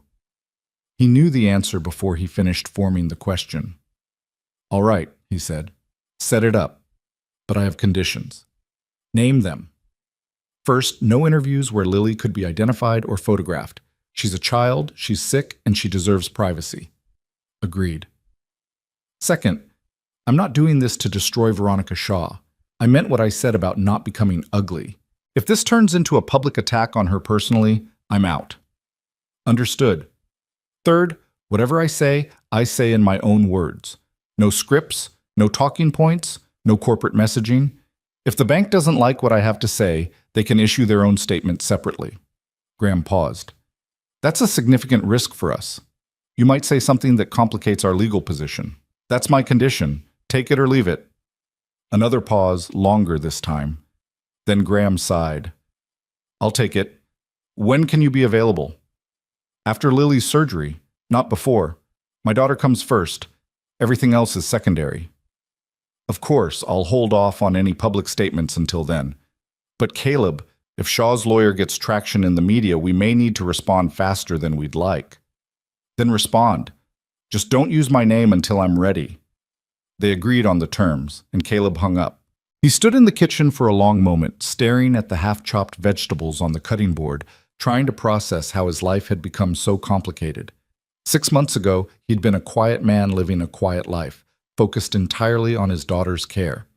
Now he was embroiled in a corporate scandal. His face had been seen by millions of strangers, and a woman he'd never met before 2 weeks ago was preparing to wage a public battle against him. The doorbell rang. Caleb wiped his hands and walked to the front door, expecting Mrs. Patterson or perhaps a delivery driver. Instead, he found Marcus standing on his porch, looking nervous and slightly out of breath. "I'm sorry to show up unannounced," the young man said, "but I thought you should see this before it goes public." He held out his phone. On the screen was a news article, not yet published, but clearly formatted for release. The headline read, "Bank Insider Claims Wealthy Customer Orchestrated Witch Hunt Against Hardworking Manager." Caleb read the first few paragraphs. They were exactly what Graham had predicted. A counter-narrative painting Veronica Shaw as a dedicated professional who had been unfairly targeted, and Caleb as a powerful man using his wealth and connections to destroy someone who had simply been doing her job. "Where did you get this?" "A friend at the newspaper. He tipped me off that they were considering running it. He wanted to know if there was another side to the story before they committed." "Is there another side?" Marcus's jaw tightened. "There's the truth, which I've documented extensively. But Shaw's lawyer is claiming my evidence was manufactured, that I'm a disgruntled employee with a personal vendetta, that the bank is using me as a pawn." "Are they going to print this?" "Not yet. My friend bought us some time. He's agreed to hold the story for 48 hours while we prepare a response. But after that, it runs whether we're ready or not." Caleb handed back the phone. "Come inside. We need to talk." They sat in the living room while Lily's movie played softly in the background. Caleb explained his conversation with Graham, the conditions he'd set, his determination to prioritize Lily's surgery above everything else. Marcus listened without interrupting, his expression growing more concerned with each detail. 48 hours, Marcus said when Caleb finished. "That's not enough time to prepare a proper response. We'd need witness statements, documentation review, legal consultation." "I know."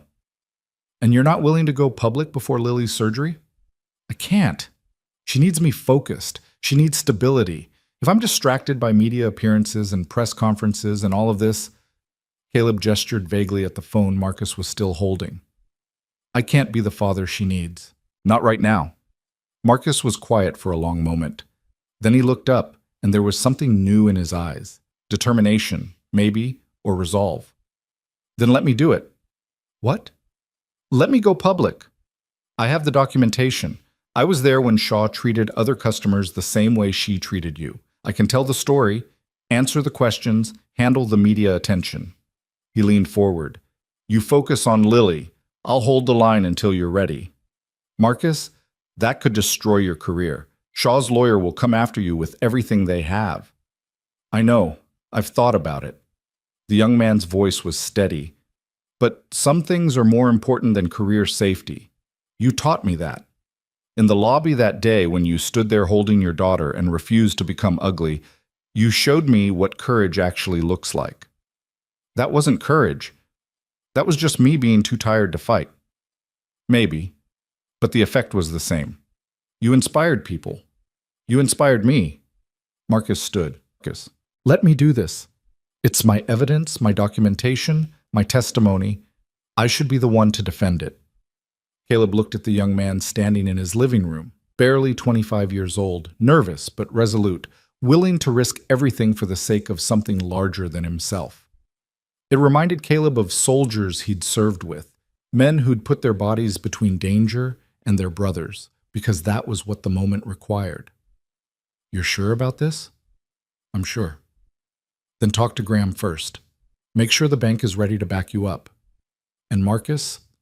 Caleb stood and extended his hand. Whatever happens, you've already done something important. Don't let anyone tell you otherwise. They shook hands, and Marcus left with a new purpose in his step. Caleb watched him drive away, then returned to the kitchen to finish making dinner. The vegetables had started to wilt, but they would still be edible. Some things couldn't wait, but some things could be salvaged, even when they seemed past saving. That was true of vegetables. He hoped it was true of institutions. He hoped it was true of people. The next 2 weeks passed in a blur of preparation and anxiety. Marcus went public with his story, appearing on local news and then national outlets, presenting his evidence with the careful precision of someone who had spent months gathering it. Shaw's lawyer pushed back hard, but the documentation was overwhelming. Emails, memos, testimony from other witnesses who came forward once they saw Marcus's courage. Public opinion shifted. The narrative that Shaw's lawyer had tried to construct collapsed under the weight of evidence. More former customers came forward with their own stories of discrimination and mistreatment. A class action lawsuit began to take shape, not against Veronica Shaw personally, but against Harrison Metropolitan Trust for allowing the culture that had empowered her. Graham responded by accelerating the bank's internal reforms. He announced a comprehensive review of all policies and procedures, hired an independent auditor to examine every branch for similar problems, and established a customer ombudsman position to receive and address complaints. The moves were welcomed by advocates and customers alike, though some critics argued they should have come years earlier. Through it all, Caleb stayed focused on Lily. He took her to her appointments, managed her medications, read her stories at night, and held her hand when she was scared. He answered questions from journalists with a simple no comment, and let Marcus carry the public burden. He kept his promise. The day before they were scheduled to fly back to Minnesota for Lily's surgery, Caleb received an unexpected visitor. Veronica Shaw stood on his porch, looking nothing like the polished executive who had called security on him 3 weeks earlier. Her hair was disheveled, her makeup smudged, and her eyes had the hollow look of someone who hadn't slept in days. Mr. Hart, I need to speak with you. Caleb's first instinct was to close the door. Every interaction with this woman had been painful, and he had no obligation to give her anything more. But something in her expression stopped him, a vulnerability he hadn't seen before, a crack in the armor that had always seemed so impenetrable. My daughter is inside, he said. We can talk out here. They stood on the porch, the October wind cutting between them like a blade. Shaw wrapped her arms around herself but didn't retreat. I'm not here to apologize. I am, but... She stopped, took a breath, tried again.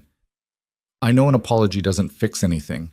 What I did to you, what I did to the others, there's no excuse. I was wrong. Then why are you here? Because I need you to understand something. It doesn't change what I did, but I need someone to know. Shaw's voice cracked. My mother worked in a bank her whole life, 30 years. She was one of the best tellers they had, but she never got promoted, never moved up. Do you know why? Caleb didn't answer, but he didn't look away either. Because she wasn't the right kind of person, didn't dress right, didn't talk right, didn't fit the image they wanted to project. She worked twice as hard as everyone else and got half the recognition.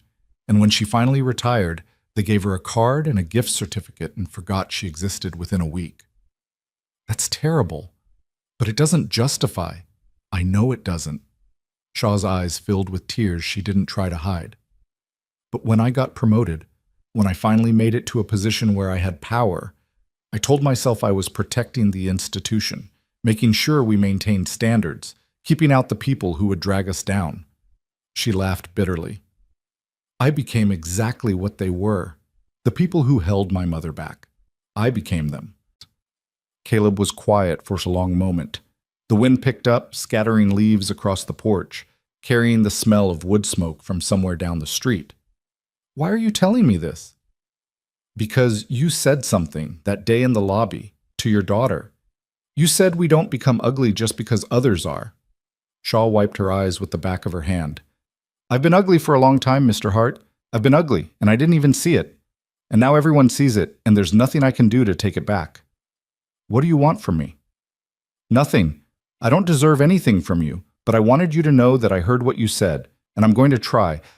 I don't know if I can change, but I'm going to try to be different, to do better. She stepped back. Your daughter, is she okay? She's having surgery tomorrow. I hope it goes well. I really do.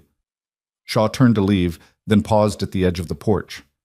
For what it's worth, you were right. About everything. I'm sorry it took me this long to see it. She walked to her car and drove away, and Caleb stood watching until her taillights disappeared around the corner. He didn't know what to make of the conversation, whether it was genuine remorse or calculated manipulation, a real moment of growth or just another performance. But something in her voice had sounded true, and he found that he wanted to believe it. People could change. That was the whole point. If they couldn't, then nothing he was doing mattered. He went back inside and found Lily in the living room, her small suitcase already packed for their trip, her purple beanie pulled down over her ears. Who was that, Daddy? Just someone who needed to talk. About what?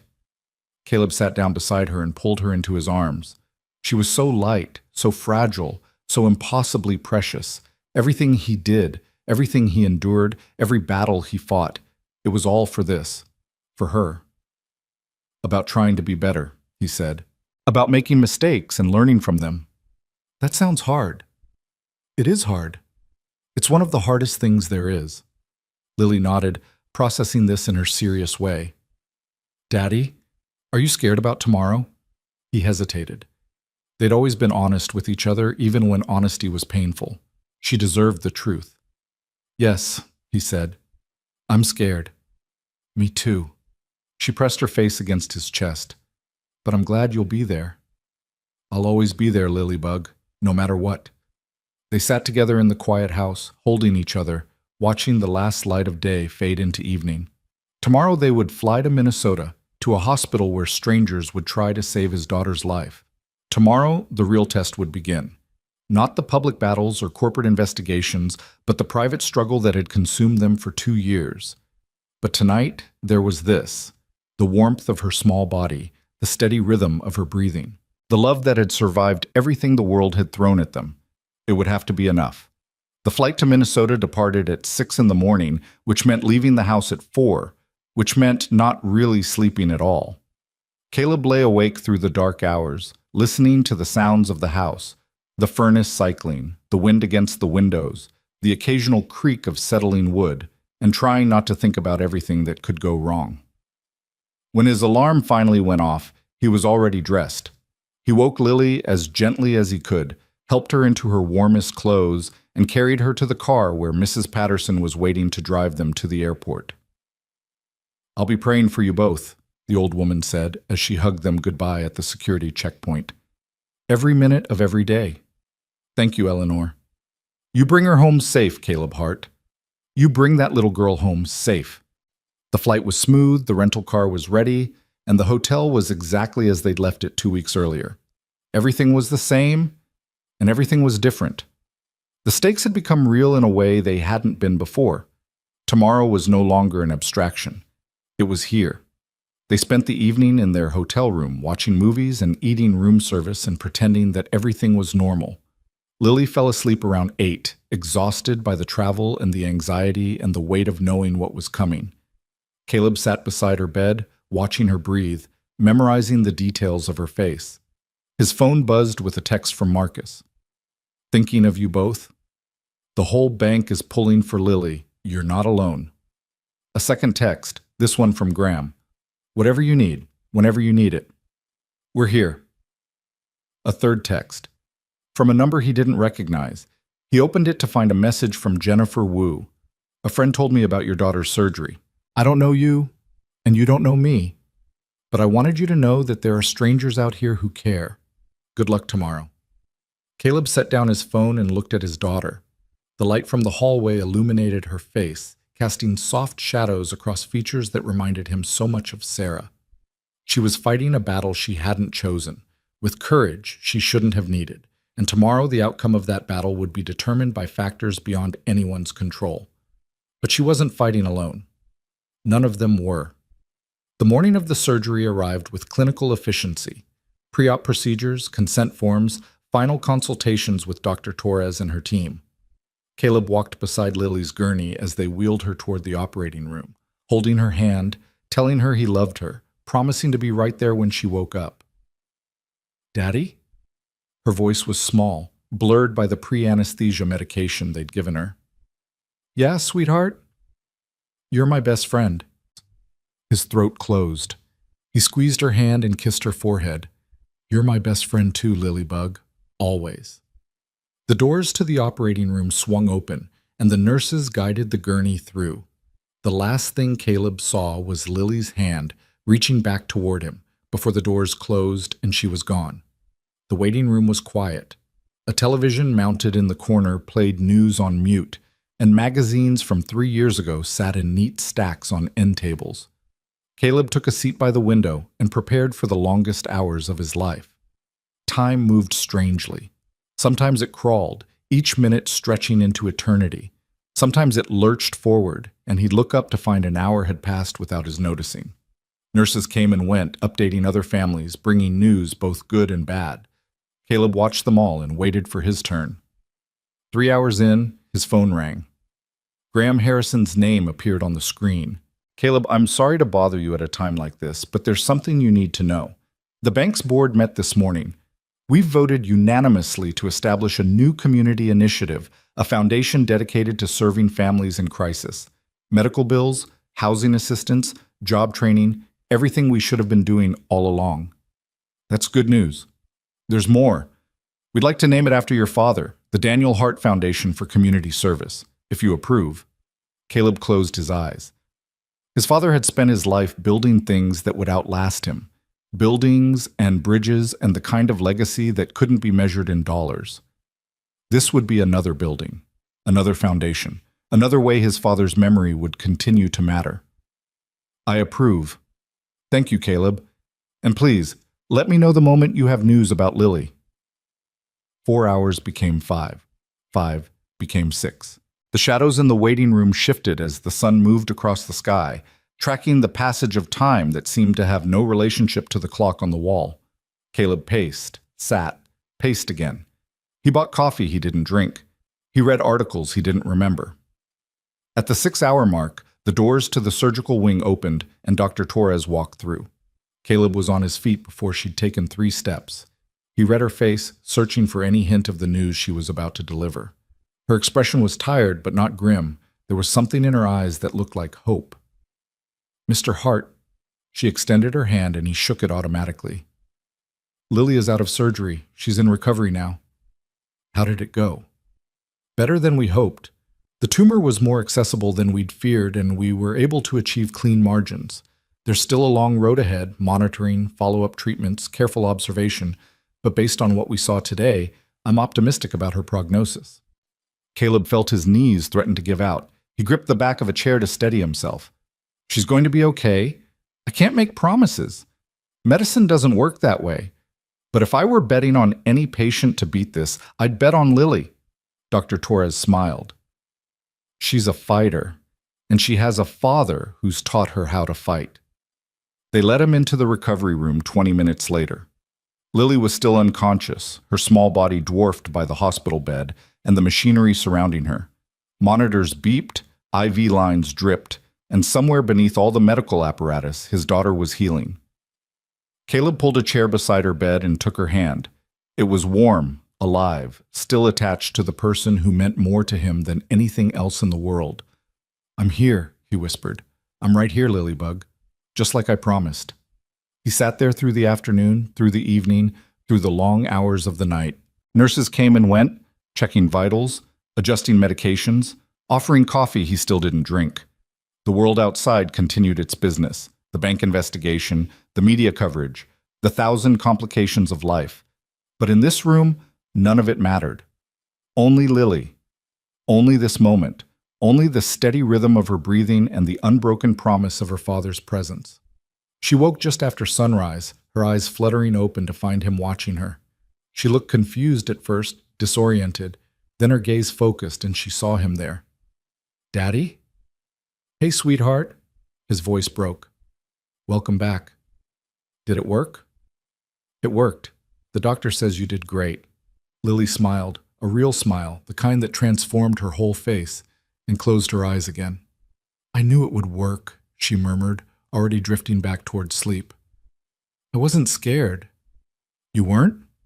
No, because you were there. You're always there. She slept, and Caleb watched her, and the morning light filled the room with gold. Somewhere in the distance, a church bell rang, marking an hour that felt like a new beginning. The battles weren't over. They would never be truly over. But today, in this moment, they had won something precious. A chance. A future.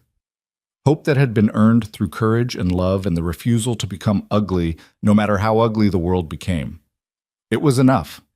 For now, it was more than enough. The days that followed Lily's surgery moved with a different rhythm than any Caleb had experienced before. Time no longer felt like an enemy racing towards some terrible deadline. Instead, it stretched and settled, giving them room to breathe in ways they hadn't been able to for 2 years. The monitors beeped their steady reassurance. Nurses came and went with increasingly positive reports. And slowly, incrementally, Lily began to return to herself.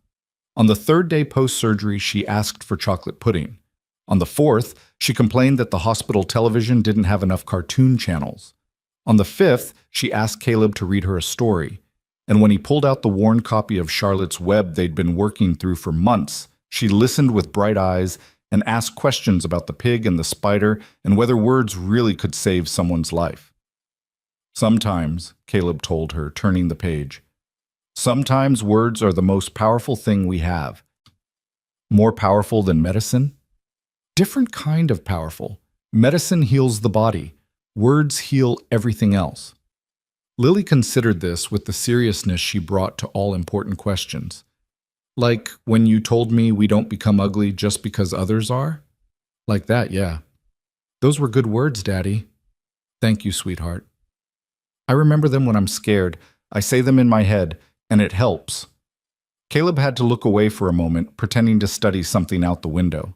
The mountains were visible from Lily's room, distant purple peaks dusted with the first snow of the season, and he focused on them until his throat loosened enough to speak again. That's exactly what words are supposed to do. Dr. Torres came by every morning on her rounds, reviewing charts and asking Lily questions and conducting the subtle assessments that would determine when she could go home. The initial scans were encouraging. The surgical margins were clean. The swelling was subsiding exactly as expected. All the numbers pointed in the right direction. She's recovering remarkably well, Dr. Torres told Caleb during one of their private conversations in the hallway. Better than I would have predicted, honestly. Whatever you've been doing to keep her spirits up, keep doing it. She's the one keeping my spirits up. That might be true too. The doctor smiled. Children have a way of being stronger than we expect. They haven't learned yet that they're supposed to be afraid. On the seventh day, Lily was cleared for discharge. The hospital provided a stack of instructions, medication schedules, follow-up appointments, warning signs to watch for, the same paperwork Caleb had accumulated over 2 years, now feeling somehow different, less like a prison sentence and more like a roadmap towards something good. They flew home the next morning. Lily slept through most of the flight, her head resting on Caleb's shoulder, her breathing slow and even and untroubled. When they landed, Mrs. Patterson was waiting at the arrivals gate with tears streaming down her face and a homemade sign that read, "Welcome home, Lily," in letters cut from purple construction paper. "Oh, sweetheart," the old woman said, dropping to her knees and pulling Lily into a careful embrace. "Look at you. Look at you. You're glowing." "I'm tired," Lily said, but she was smiling. "Of course you are. Let's get you home." The house felt different when they walked through the door. It took Caleb a moment to identify why. Then he realized it was the balloons. Someone had filled the living room with purple balloons, dozens of them, bobbing gently against the ceiling and casting soft shadows across the walls. A banner hung above the fireplace. Lily's victory celebration. "Who did this?" Caleb asked. Mrs. Patterson beamed. "The whole neighborhood. Everyone wanted to be part of welcoming her home." Lily stood in the middle of the living room, surrounded by purple, looking up at the balloons with an expression of pure wonder. She reached up and batted one gently, watching it bounce away and return. "They're beautiful," she whispered. "So are you, sweetheart." Caleb lifted her into his arms. "So are you." The next few weeks settled into a new routine. Medication schedules, physical therapy exercises, follow-up calls with Dr. Torres and her team. Lily grew stronger every day, her color returning, her appetite improving, her energy climbing towards something that almost resembled normal. She started asking about school, about her friends, about the swing set in the backyard she hadn't used in over a year. "Can I try it?" she asked one afternoon, standing at the window and looking out at the rusted chains and faded plastic seat. "Let me check with your doctor first." "Daddy, I feel fine." "I know you do. But let's be sure, okay? Just a few more weeks of being careful." She accepted this with the patience she'd developed through 2 years of waiting, and Caleb made a mental note to call Dr. Torres about physical activity guidelines. The surgery had been a success, but recovery was a process, not an event. They couldn't rush it just because the hardest part seemed to be over. 3 weeks after their return from Minnesota, Caleb's phone rang with a number he recognized immediately. Graham Harrison. "Caleb, I hope this isn't a bad time." "No, it's fine. Lily's napping." "How is she?" "Better? Better every day. Her last scans were clear, and Dr. Torres is cautiously optimistic about the long-term outlook." "That's wonderful news, truly wonderful." Graham paused, and Caleb could hear something shifting in his tone. "I have some news of my own. The board met yesterday to finalize the details of the Daniel Hart Foundation. We're ready to launch, but only if you're ready to be part of it." "Part of it how?" "As board chair. You'd help shape the foundation's priorities, approve grants, ensure we're actually serving the community rather than just writing checks." Another pause. "I know you have reservations about public involvement, but your voice matters, Caleb, your perspective. The story you've lived through, it's exactly the kind of understanding we need guiding this work." Caleb looked out the window at the backyard, at the swing set Lily wanted to use, at the life they were slowly rebuilding from the rubble of the past 2 years. For so long, his entire focus had been survival, keeping Lily alive, keeping himself functional, making it through one day so they could face the next. The idea of taking on anything more had seemed impossible, but things were different now. Not perfect, not resolved, but different. The immediate crisis had passed. The future felt like something other than a threat. "Can I think about it?" "Of course. Take all the time you need." "And Graham, thank you for everything. Not just the foundation, all of it, the way you've supported us through this." "You don't need to thank me. Your father would have done the same for my family, and more. This is just what people do for each other, or what they should do anyway." After the call ended, Caleb sat in the quiet house and thought about foundations. The literal kind his father had poured with his own hands, and the metaphorical kind that held families and communities together. He thought about the bank, about the investigation that was still ongoing, about the reforms Graham had implemented, and the ones still to come. He thought about Marcus, who'd risked everything to do the right thing, and about Jennifer Wu and Maria Gonzalez, who were finally getting the acknowledgement they deserved. And he thought about Veronica Shaw, who'd stood on his porch looking broken and lost, claiming she wanted to change. He hadn't heard from her since that evening. He didn't know if her promise had been real or just another performance, but he found himself hoping, genuinely hoping, that it had been real. That somewhere out there, a woman who'd spent years being ugly was learning to be something else. That evening, after Lily had eaten dinner and watched her allowed 30 minutes of television and been tucked into bed with a story and a kiss, Caleb sat on the porch and watched the stars emerge. His phone buzzed with a text from Marcus. "How's Lily?" "Good. Stronger every day. That's amazing. We should celebrate." "Dinner? My treat?" Caleb smiled at the offer. Marcus had become more than a colleague or a fellow soldier in their shared battle. He'd become a friend. The kind of friend who showed up uninvited with important information, who stood in the spotlight when others needed to stay in the shadows, who understood that courage wasn't about being unafraid, but about acting anyway. "Sounds good. This weekend? Perfect. I'll make reservations." The weekend arrived, and Caleb arranged for Mrs. Patterson to watch Lily while he met Marcus at a small Italian restaurant downtown. The place was warm and crowded, filled with the sounds of conversation and clinking glasses and the kind of ambient joy that Caleb had almost forgotten existed.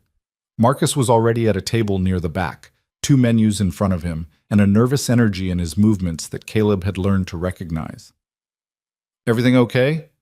"More than okay," Marcus grinned. "I got the job." "What job?"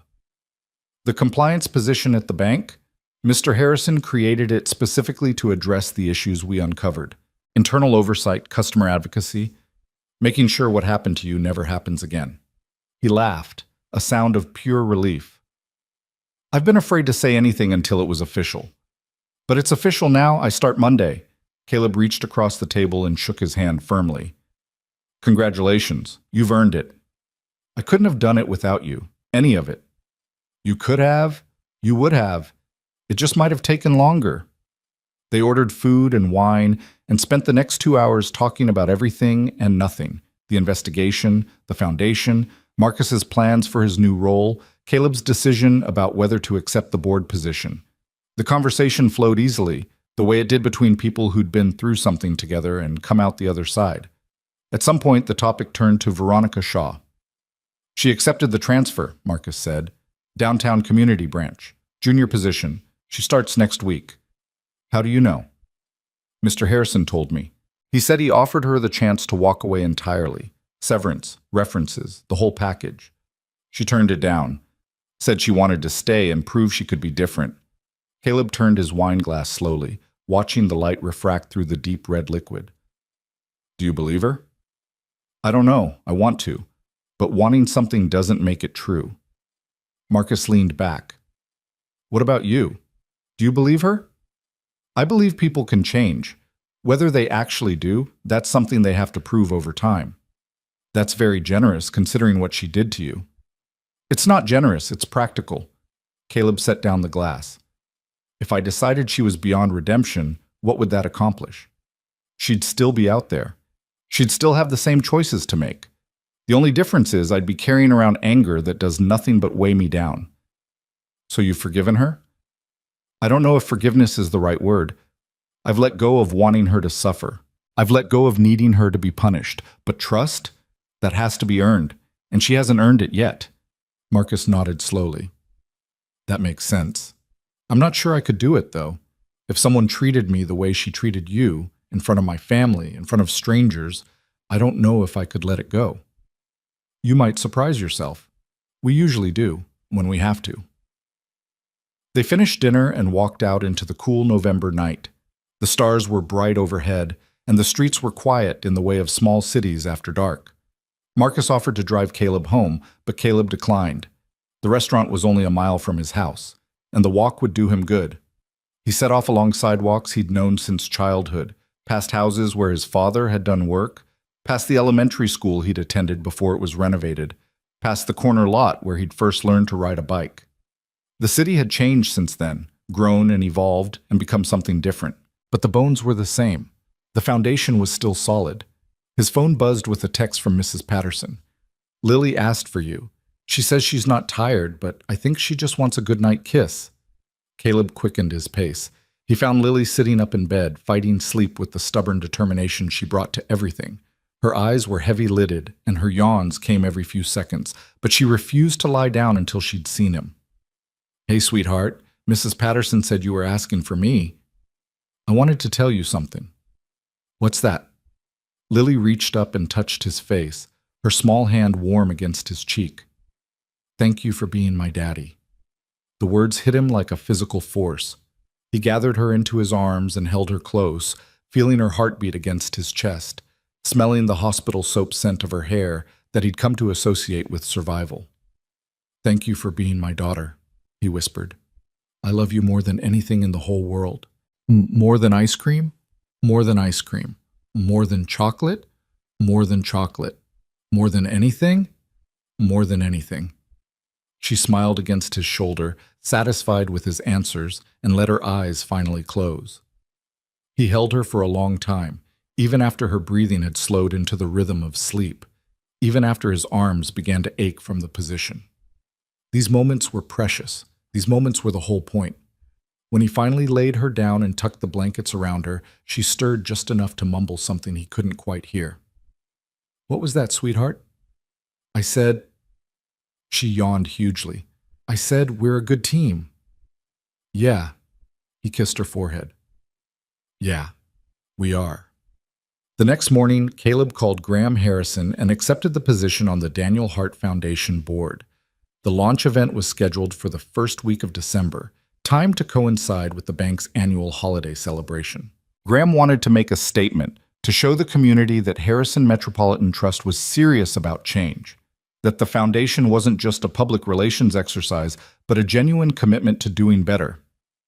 Caleb spent the weeks leading up to the event working with Graham's team on the foundation's structure and priorities. They would focus on three main areas: medical assistance for families facing catastrophic health costs, housing support for those at risk of losing their homes, and educational scholarships for students from disadvantaged backgrounds. Each area reflected something Caleb understood from personal experience: the weight of medical bills, the fear of losing stability, the importance of opportunity. The Sarah Elizabeth Hart Memorial Scholarship would be folded into the foundation, expanding its reach and impact. It felt right somehow, Sarah's legacy joining his father's, their memories intertwined in work that would help others. Are you nervous? Lily asked on the morning of the launch event. She was sitting on his bed, watching him struggle with a tie he rarely wore. A little bit. Why? Because I have to give a speech in front of a lot of people. What are you going to say? Caleb finally got the tie situated and turned to face her. She looked so much healthier now. Her cheeks had color, her eyes were bright, and the purple beanie she still insisted on wearing covered hair that was finally starting to grow back. I'm going to talk about your grandfather, about the kind of man he was, and the things he believed in, and I'm going to ask people to help us build something that would make him proud. Can I come? He'd been planning to leave her with Mrs. Patterson. The event would be long, crowded, full of adults doing adult things, but the hope in her eyes was impossible to refuse. If you promise to tell me when you're tired, I promise. And if you promise to stay close to me the whole time, I promise. Then yes, you can come. Her smile was worth every complication her presence would cause. The event was held in the bank's main lobby, the same lobby where Veronica Shaw had tried to have Caleb removed, the same lobby where Graham Harrison had demanded his account be pulled up, the same lobby where strangers had recorded a video that would be seen by millions. The marble floors had been polished to a mirror shine, and the chandeliers his father had hung decades ago sparkled overhead like captured stars. The transformation was remarkable. Chairs had been arranged in neat rows facing a small stage. A podium stood at center stage, flanked by photographs of Daniel Hart at various construction sites over the years. A banner behind the podium read, "The Daniel Hart Foundation, Building Stronger Communities." People began arriving around 6. Bank employees, community leaders, local politicians, representatives from the nonprofits that would partner with the foundation. Caleb stood near the entrance with Lily, greeting guests and accepting congratulations and trying not to feel overwhelmed by the attention. Marcus arrived early, wearing a suit that actually fit him this time, his expression a mixture of pride and nervousness. Big night. Big night. You ready? Not even a little bit. You'll be great. Marcus crouched down to Lily's level. And how are you, Miss Hart? I'm Daddy's +1, she announced solemnly. The most important +1 in the room.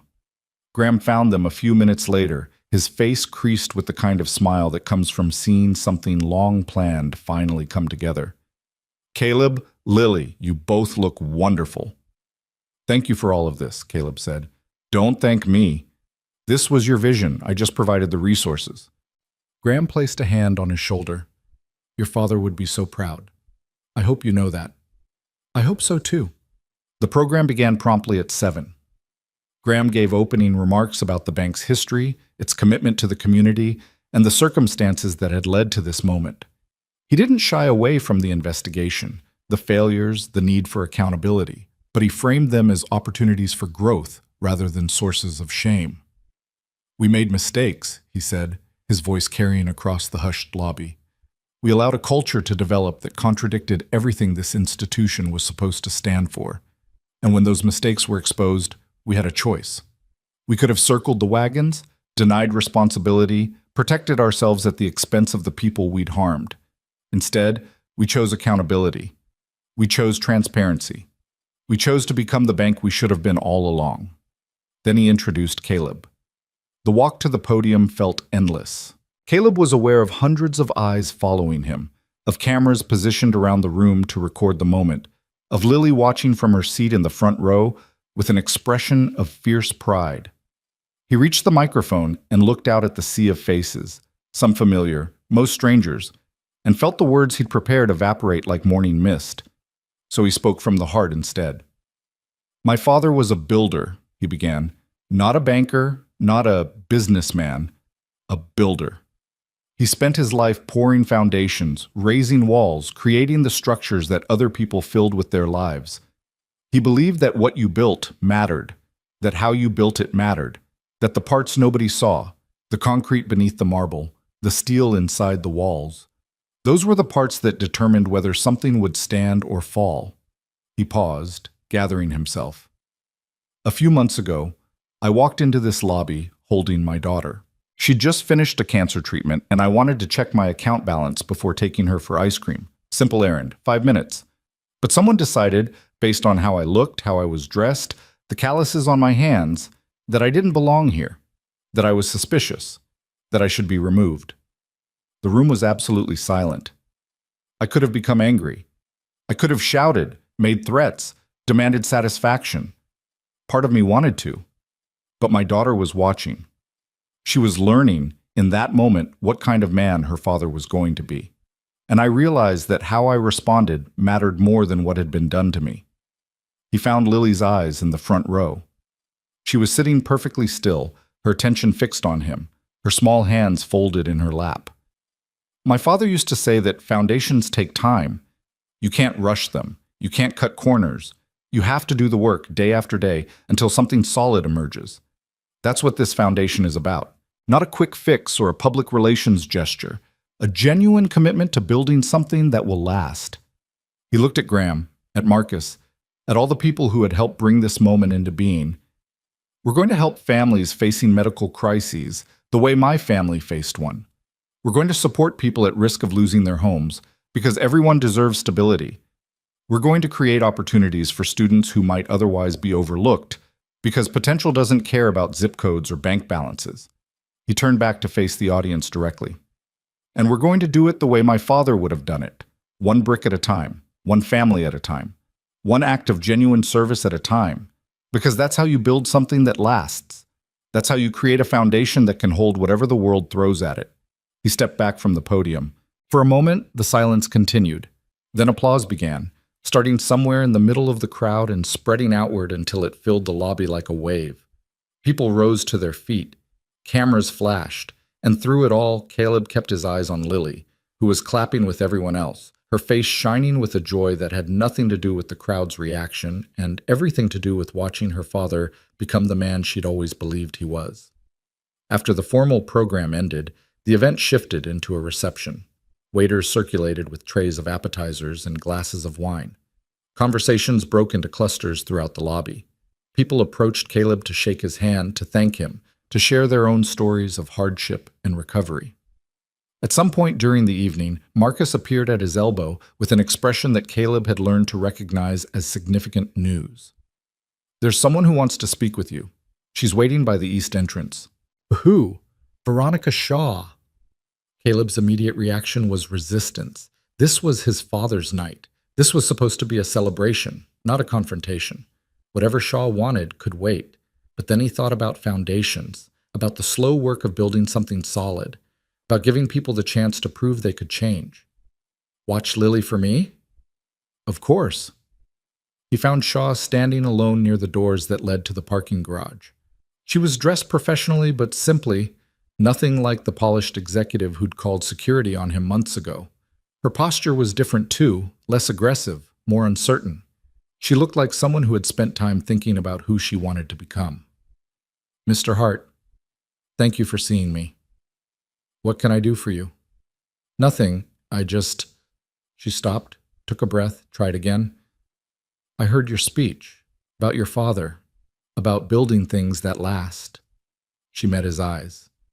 "I've started over, at the downtown branch. It's different there. The customers, the work, everything. I'm not in charge anymore. I'm just another employee doing my job, trying to be useful." "How's that going?" "It's hard. Harder than I expected." A faint, humorless smile. "Turns out I built a lot of my identity around being important, being in control. When you take that away, you have to figure out who you actually are." "And? Who are you?" Shaw was quiet for a long moment. The sounds of the reception drifted through the doors behind them. Laughter, conversation, the clink of glasses. "I'm still figuring that out," she said finally. "But I know who I don't want to be anymore. The person who treated you the way I did. The person who judged people by their clothes and called it professionalism. The person who pushed out good employees because they challenged my authority." She shook her head. "I'm not that person, or I'm trying not to be." "Why are you telling me this?" "Because I owe you an apology. A real one. Not the defensive non-apology I gave you before. A genuine acknowledgement that what I did was wrong." She straightened, meeting his gaze directly. "I'm sorry, Mr. Hart. I'm sorry for how I treated you. I'm sorry for what your daughter witnessed. I'm sorry for all of it."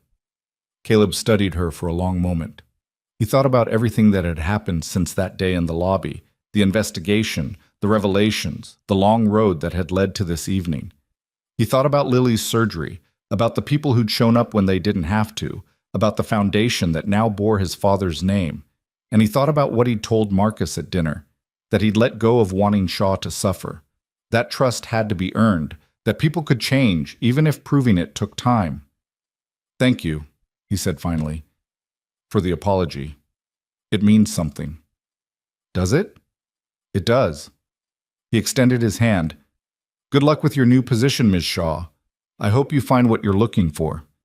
She shook his hand, a brief, firm grip, and something in her expression shifted. Not quite relief, not quite hope, but something adjacent to both. "Thank you, Mr. Hart, for everything, including giving me a chance I don't deserve." She turned and walked away, disappearing through the doors into the parking garage. Caleb watched her go, then returned to the reception, where Lily was waiting with a plate of cookies and a story about something funny Marcus had said. "Who was that, Daddy?" "Just someone who wanted to say hello."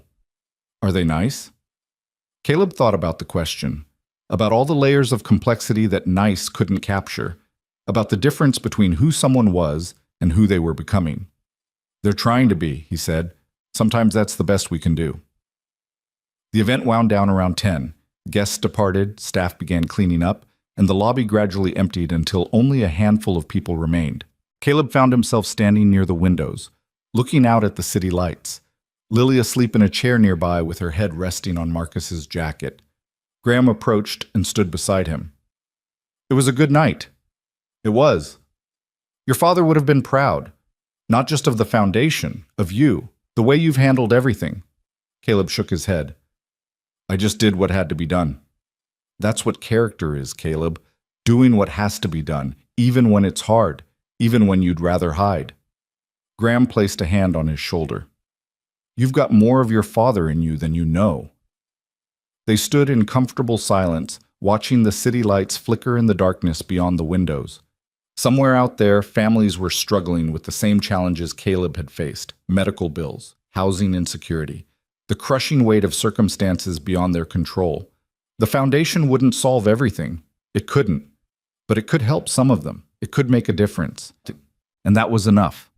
That was what foundations were for. I should get Lily home, Caleb said finally. It's past her bedtime.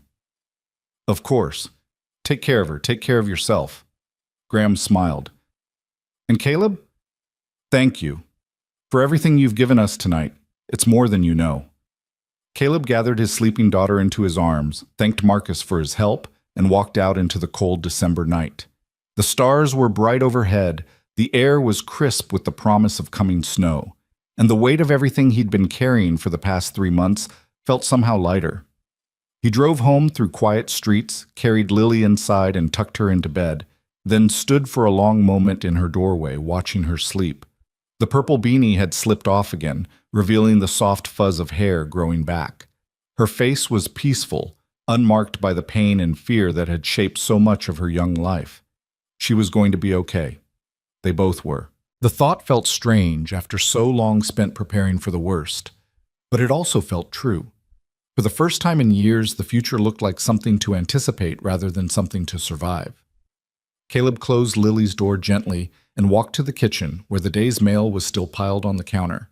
Bills, circulars, a card from Mrs. Patterson thanking him for being such a good neighbor. And at the bottom of the stack, a hand-addressed envelope with no return address. He opened it carefully. Inside was a single sheet of paper with a handwritten note.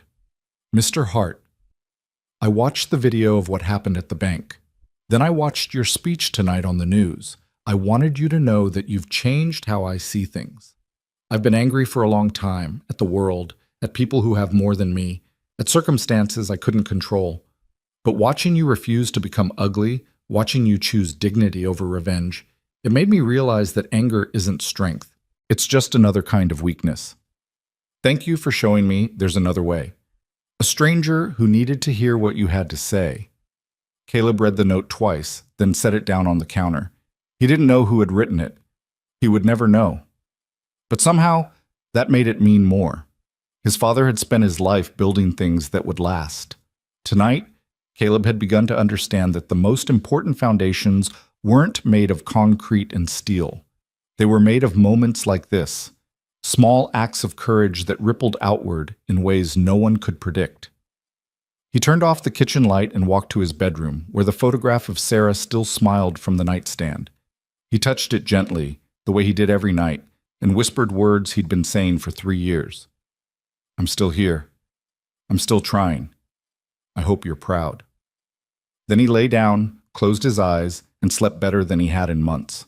Spring arrived with the kind of slow grace that made everything feel possible again. The snow that had blanketed the city through December and January gradually retreated, revealing patches of brown grass that would soon turn green.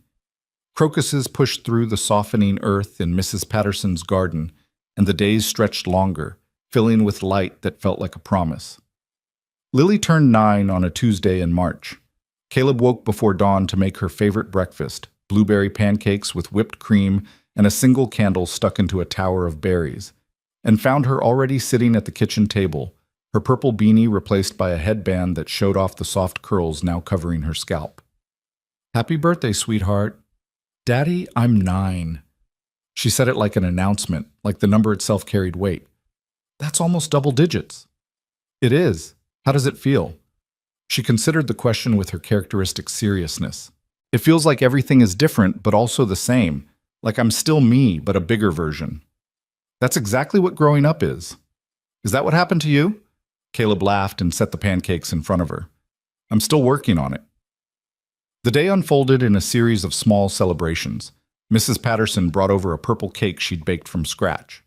Marcus stopped by with a gift-wrapped telescope and a promise to teach Lily about the constellations. Graham Harrison sent flowers and a card signed by the entire foundation staff. And in the afternoon, something happened that Caleb hadn't anticipated. The doorbell rang, and when he opened it, he found Dr. Chen standing on his porch. "I hope you don't mind me showing up unannounced," she said. "I was in the area for a conference, and I wanted to see how Lily was doing." "Of course, please, come in." Dr. Chen had been Lily's oncologist for 2 years, the woman who had delivered devastating news and cautious hope in equal measure, who had held Caleb's hand through the darkest nights and celebrated every small victory. Seeing her here, outside the clinical context of hospitals and waiting rooms, felt like encountering a character from a different chapter of his life. Lily came running when she heard the familiar voice, throwing herself into Dr. Chen's arms with the abandon of a child who no longer lived in constant fear. "Dr. Chen, it's my birthday. I'm 9. "I know, sweetheart. That's why I brought you this." She produced a small wrapped package from her bag. "Something to remember our time together, even though I hope we don't see each other professionally for a very long time." Inside the package was a silver bracelet with a single charm, a tiny butterfly, wings outstretched. "Butterflies are symbols of transformation," Dr. Chen explained, "of becoming something new after a period of being hidden away. You've transformed, Lily. You've become something beautiful." Lily put on the bracelet immediately and spent the next 10 minutes showing it to everyone who would look. When she finally disappeared to show Mrs. Patterson, Dr. Chen turned to Caleb with an expression that contained multitudes. "Her latest scans are remarkable. I know Dr. Torres has been in contact, but I wanted to tell you myself. The tumor site is clean, her blood work is normal. All the markers we watch are exactly where we want them." Caleb felt something release in his chest that he hadn't known he was still holding. "So she's really okay?" "She's really okay. We'll continue monitoring, of course, annual scans, regular checkups, the standard protocol. But barring something unexpected, I'd say Lily has a very bright future ahead of her." "How do I thank you? For everything you've done?" Dr. Chen smiled. "You already have. By being the father she needed. By refusing to give up when everything seemed impossible. By showing her that courage isn't about not being afraid, it's about being afraid and showing up anyway." She stayed for cake, sharing stories about other families she'd worked with, and listening as Lily described her plans for the future. She wanted to be an astronaut, or maybe a veterinarian, or possibly both, because why couldn't someone take care of animals in space? After Dr. Chen left, Caleb sat on the porch, watching Lily play in the backyard. She was on the swing set now, pumping her legs and soaring higher with each arc, her laughter carrying across the yard like music. The chains that had been rusted 6 months ago had been replaced with new ones, and Caleb had repainted the frame a deep purple that matched her beanie. His phone buzzed with a text from Marcus. "Board meeting tomorrow. Final vote on the community center project. You ready?" Caleb typed his reply. "Ready as I'll ever be." The community center had been his idea, or rather, it had grown from a seed planted during his first month on the foundation board. The bank owned a vacant lot downtown, in a neighborhood that had seen better days, and Caleb had proposed building something there that would serve as both a physical structure and a symbol. A community center bearing his father's name, designed to provide services and resources for the families the foundation was created to help. The project had grown more ambitious than he'd originally imagined. What started as a modest community space had evolved into a full-service facility with medical clinics, job training centers, after-school programs, and emergency housing assistance.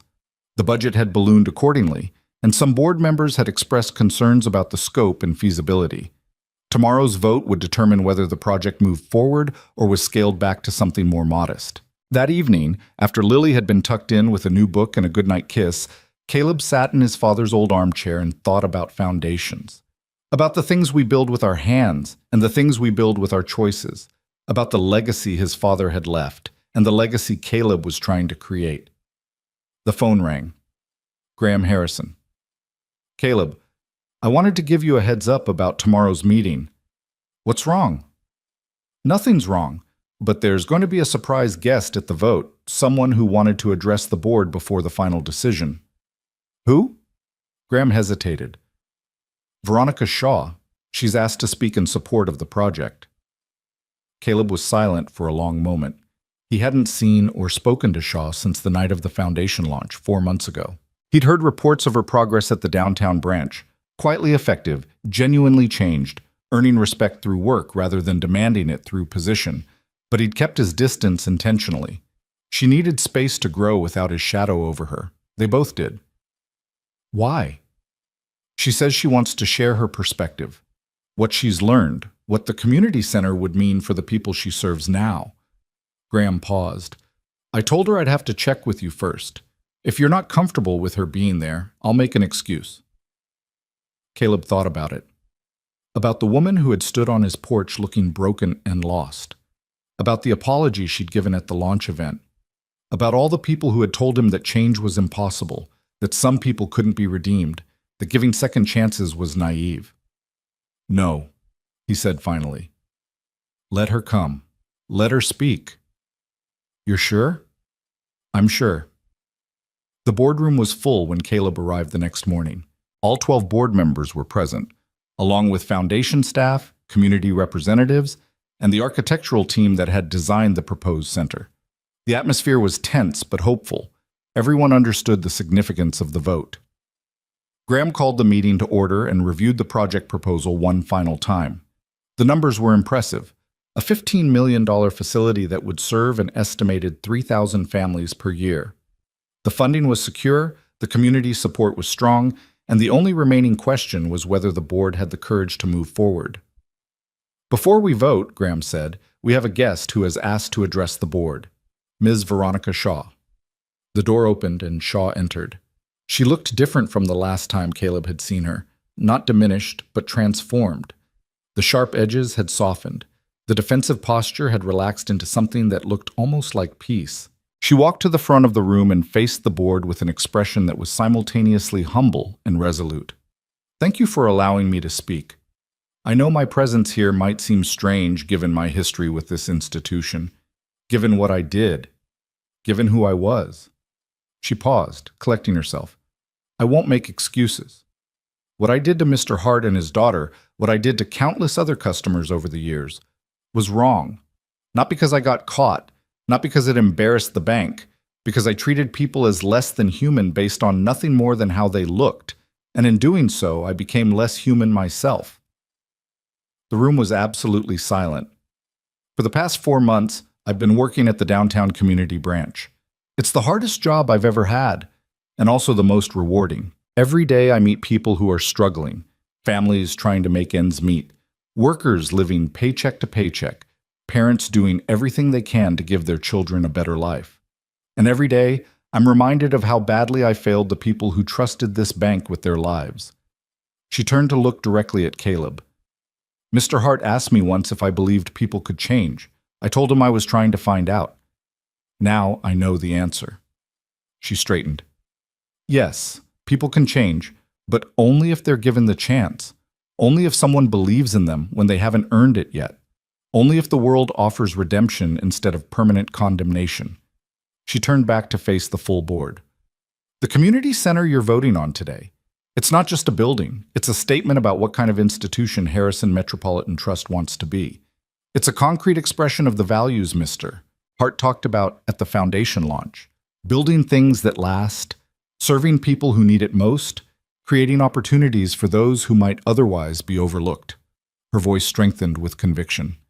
I've seen the neighborhood where this center would be built. I've met the families who would use it.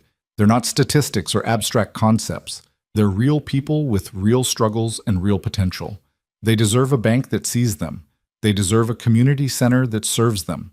They deserve the chance to build something better, the way I was given a chance to become someone better. She paused one final time. I'm asking you to vote yes, not because it's good business or good publicity, because it's the right thing to do, because it's what this institution should have been doing all along. Because somewhere in this city, there's a parent holding a sick child, wondering if anyone sees them, wondering if anyone cares. And this center could be the place that shows them they're not invisible, that they matter, that the world can be kind. Shaw stepped back from the podium. For a moment, no one moved. Then Graham Harrison rose to his feet and began to applaud. And one by one, the other board members followed, and the room filled with the sound of recognition for something genuine and unexpected. Caleb watched Shaw as she returned to her seat. She didn't look at him, didn't seek validation or approval. She simply sat down and folded her hands in her lap, having said what she came to say. The vote was unanimous. Construction began on the Daniel Hart Community Center in May, breaking ground on a lot that had been vacant for over a decade. Caleb stood at the edge of the site, watching heavy machinery move earth and shape the foundation, and felt his father's presence beside him in a way he hadn't since childhood. "What do you think, Dad?" he murmured. "Think it'll hold?" The machines roared in response, and Caleb smiled. The months that followed were busy in ways he'd never anticipated.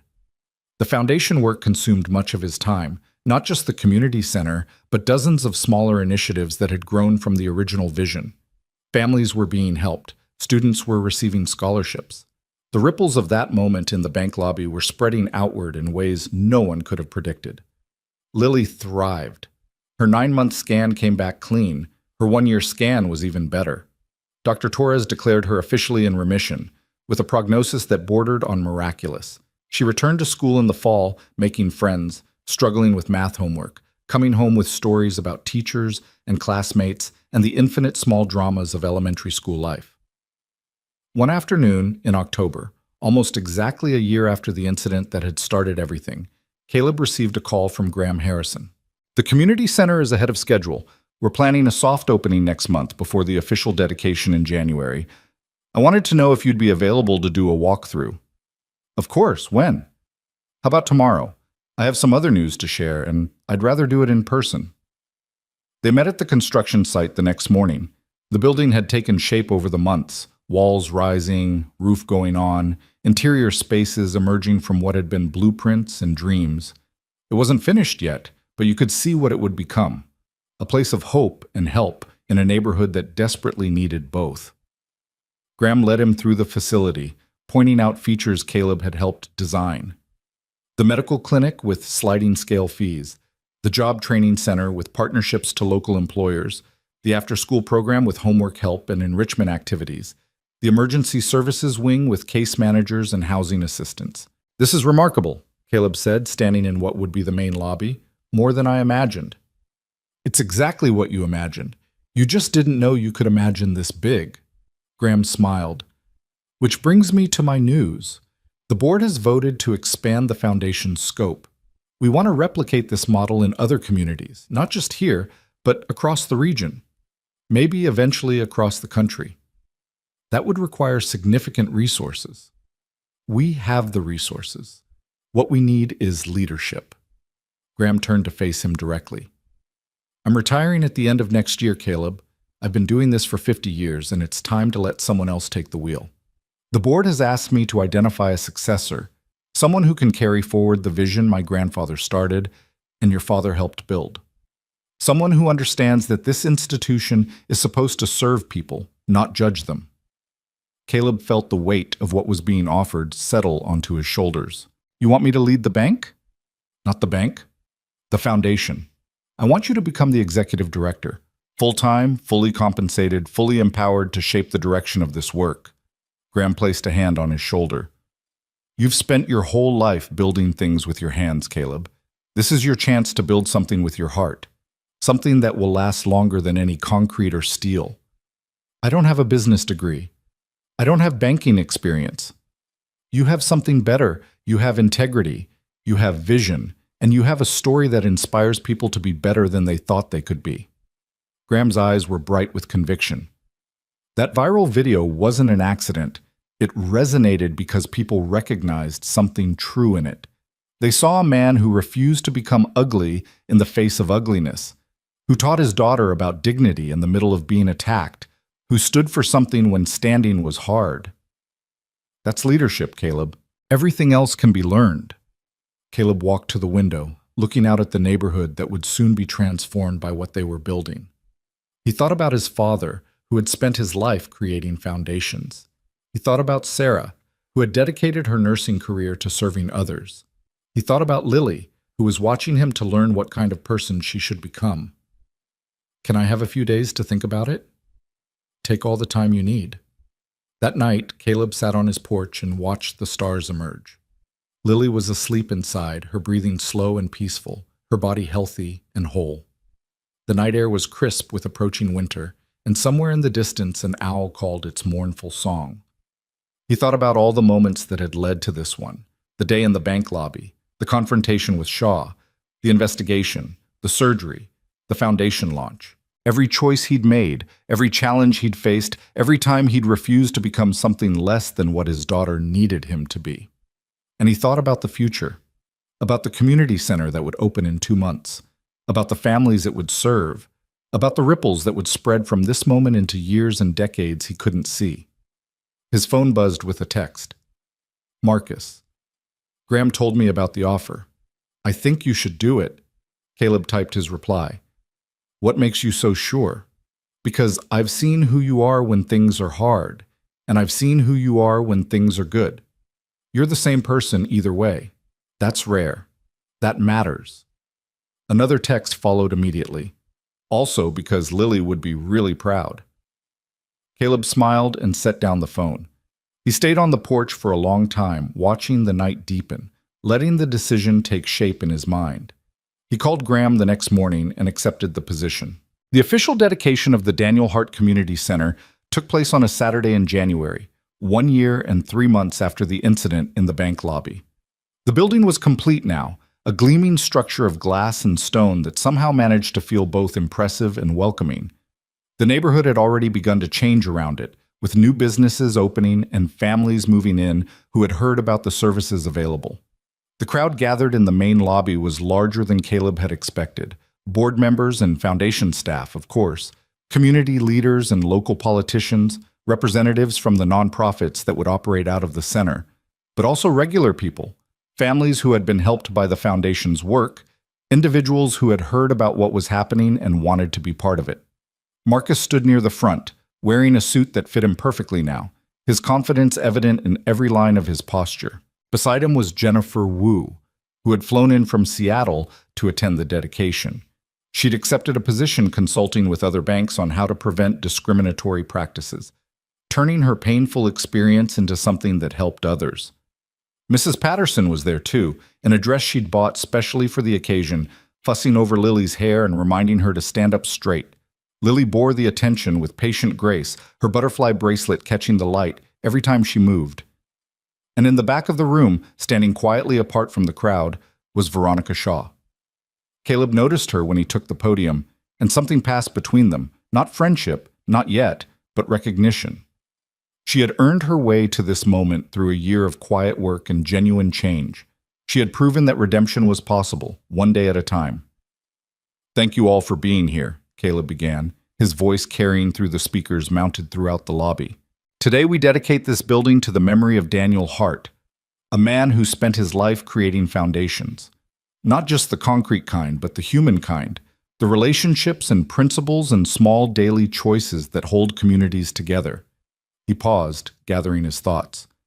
My father used to say that you could tell everything about a building by looking at what was underneath it. The parts nobody sees, the foundation that holds everything else up. If the foundation is solid, the building stands. If it's cracked, nothing you do on the surface will save it. His eyes found Lily in the crowd. She was watching him with the same intense focus she'd had in the bank lobby, learning from him, following his example. This center is built on a solid foundation, not just the concrete and steel, the values and principles that guided its creation.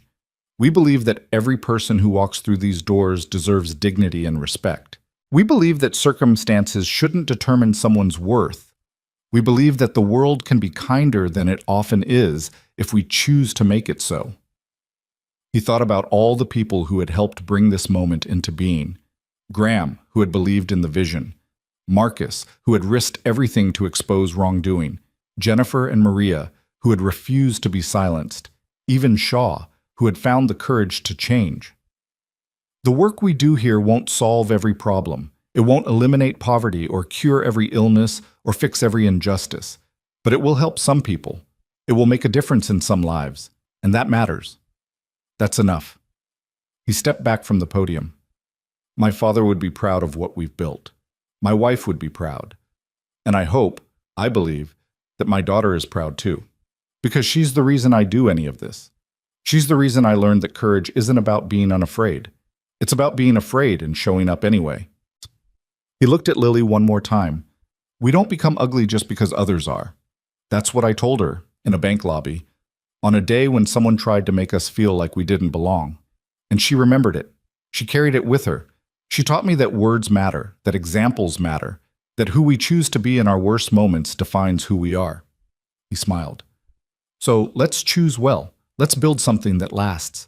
Let's show the world that there's another way to be. The applause began, building like a wave, filling the lobby with sound and light and hope. Graham was clapping, tears in his eyes. Marcus was cheering. Mrs. Patterson was dabbing at her face with a handkerchief. And Lily was running toward him, dodging between adults, her face shining with joy. He caught her in his arms and lifted her up, holding her close, feeling her heart beat against his chest. I'm so proud of you, Daddy. I'm proud of you, sweetheart. I'm so proud of you. They stood there together, surrounded by people who had become family, in a building that would help families for generations to come. The crowd continued to applaud, but Caleb barely heard it. He was listening instead to his daughter's breathing, feeling the warmth of her small body, knowing that everything he'd endured had led to this moment. After the ceremony ended and the crowd began to disperse, Caleb found himself standing alone in front of the bronze plaque mounted near the entrance. It read, "The Daniel Hart Community Center. Building stronger foundations since 2024. A shadow fell beside him. Graham Harrison. Your father would have been amazed by this. I think he would have just nodded and said there was more work to do. Graham laughed. You're probably right. He wasn't one for celebrations. Neither am I, honestly. And yet here we are. Graham placed a hand on the plaque, touching the raised letters of Daniel Hart's name. You know what he told me once? We were standing in the basement of the bank, surrounded by wet concrete, and I was complaining about how long everything was taking. He looked at me and said, Graham, the things that last aren't the things you build fast. They're the things you build right.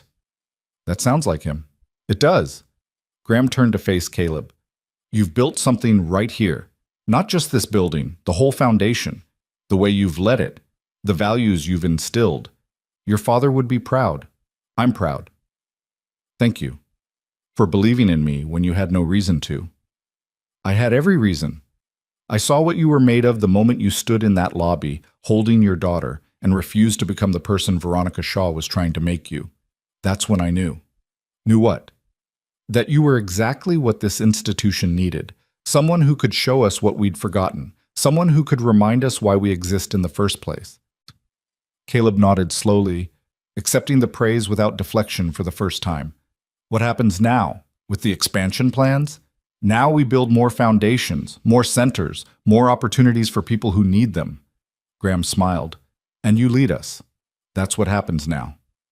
They walked out of the building together into a cold January afternoon that somehow felt warm with possibility. Lily was waiting by the car with Mrs. Patterson, already talking about the ice cream Caleb had promised her. Daddy, can we get chocolate? We can get whatever you want, Lilybug.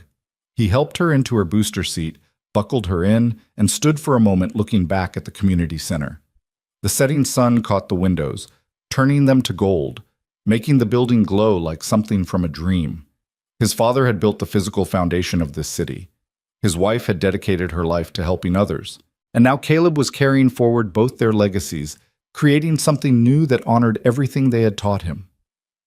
Daddy, why are you just standing there? Just looking, sweetheart. At what? Caleb smiled and climbed into the driver's seat.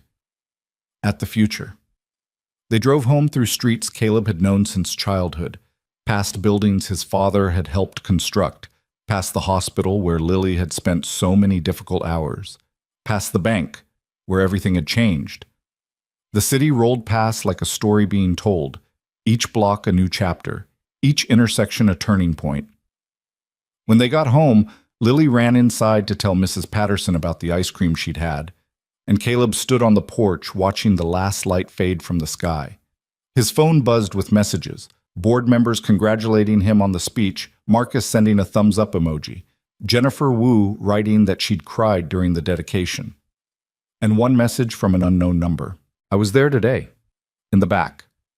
I didn't want to intrude, but I wanted you to know that what you've built matters, to a lot of people. To me. Thank you for showing me there's another way. Veronica Shaw. Caleb read the message twice, then typed his reply. Thank you for proving that change is possible. That matters too. He put the phone away and went inside, where Lily was waiting with a book and a request for a bedtime story. He read to her for an hour, watching her eyes grow heavy, feeling her body relax against his shoulder as sleep gradually claimed her. When she was finally unconscious, he carried her to bed and tucked her in, adjusting her blankets and kissing her forehead the way he'd done every night for 9 years. The butterfly bracelet from Dr. Chen glinted on her wrist, catching the light from the hallway. Love you, Lilybug. Love you too, Daddy, she murmured, without opening her eyes. He walked back to the living room, to the photograph of Sarah that still smiled from the shelf. For a moment he just looked at her, remembering everything they'd shared and everything they'd lost. I did it, he said softly. I built something. Something that'll last. The photograph smiled back, unchanged, but somehow the silence felt like approval. Caleb turned off the lights and walked to the window, looking out at the night sky where stars were emerging one by one. Somewhere in the city, the community center stood waiting for tomorrow, when families would begin arriving for services, when the real work would begin. Somewhere else, people he'd never meet were being inspired by a viral video they'd watched months ago, making choices to be better than they'd been before. The ripples were still spreading, the foundation was holding, the building was standing, and in a small house on a quiet street, a father and daughter slept peacefully, dreaming of futures that finally felt possible. The story could have ended there, in that moment of quiet triumph, with all the conflicts resolved and all the wounds healing. But life doesn't end at neat conclusions. Life keeps going. 3 months later, on a spring morning much like the one that had begun this whole journey, Caleb woke to find Lily already at the kitchen table, eating cereal and reading a book about astronomy. Morning, Daddy. Morning, sweetheart. What are you reading? About how stars are born. Did you know they start as clouds of gas and dust? Then gravity pulls everything together and it gets really hot, and eventually, she made an explosion gesture with her hands. A star. That's pretty amazing. It takes millions of years, and then the star shines for billions more, and when it dies, the stuff inside it becomes part of new stars and planets, and maybe even people. She looked up at him with wonder in her eyes. We're made of stars, Daddy. Everything is. Caleb sat down across from her, overwhelmed by the simple miracle of this moment. His daughter, healthy and curious and full of life. His kitchen, warm with morning light. His world, solid and stable in ways it hadn't been for years. You're right, he said. We're all made of the same stuff, all connected. Like a foundation?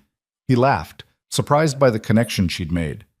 Yeah, exactly like a foundation. Everything in the universe built on the same base. Lily nodded seriously and returned to her book. Caleb watched her for a moment, then got up to make coffee. Through the window, he could see Mrs. Patterson in her garden, tending to flowers that were just beginning to bloom. The swing set in the backyard swayed gently in the breeze, its purple frame bright against the green grass. His phone buzzed. A text from the foundation office. New family arrived this morning. Single mom, 2 kids. Lost their home in a fire last week. The community center is helping with temporary housing and job placement. Thought you'd want to know. Caleb typed his reply. Keep me posted on their progress. Let me know if they need anything. Another text, this one from Marcus. Board meeting at 2. Don't forget. I won't forget. A third text from Graham. The second community center broke ground in Cleveland today. The ripples are spreading. Caleb smiled and put down the phone. The ripples were spreading. The foundation was growing.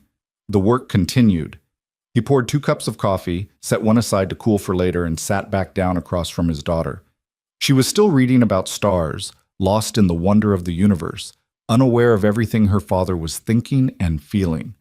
But that was okay. She didn't need to know. She just needed to keep growing, keep learning, keep becoming the person she was meant to be. That was the whole point. That was what all of this had been for. Daddy? Yeah? Do you think Grandpa can see us? Like, from somewhere? The question caught him off guard. They rarely talked about his father, or about Sarah for that matter. The losses were still too close, the wounds still tender despite the healing. I don't know, sweetheart. What do you think? I think maybe yes. Not like a ghost or anything, but like... She gestured at her astronomy book. Like, when a star dies, its stuff goes out into the universe and becomes part of new things. So maybe people are like that too. Maybe when they die, the love and memories and stuff go out and become part of everyone who knew them. Caleb felt his throat tighten. That's a beautiful way to think about it. So Grandpa is part of us, and Mommy too.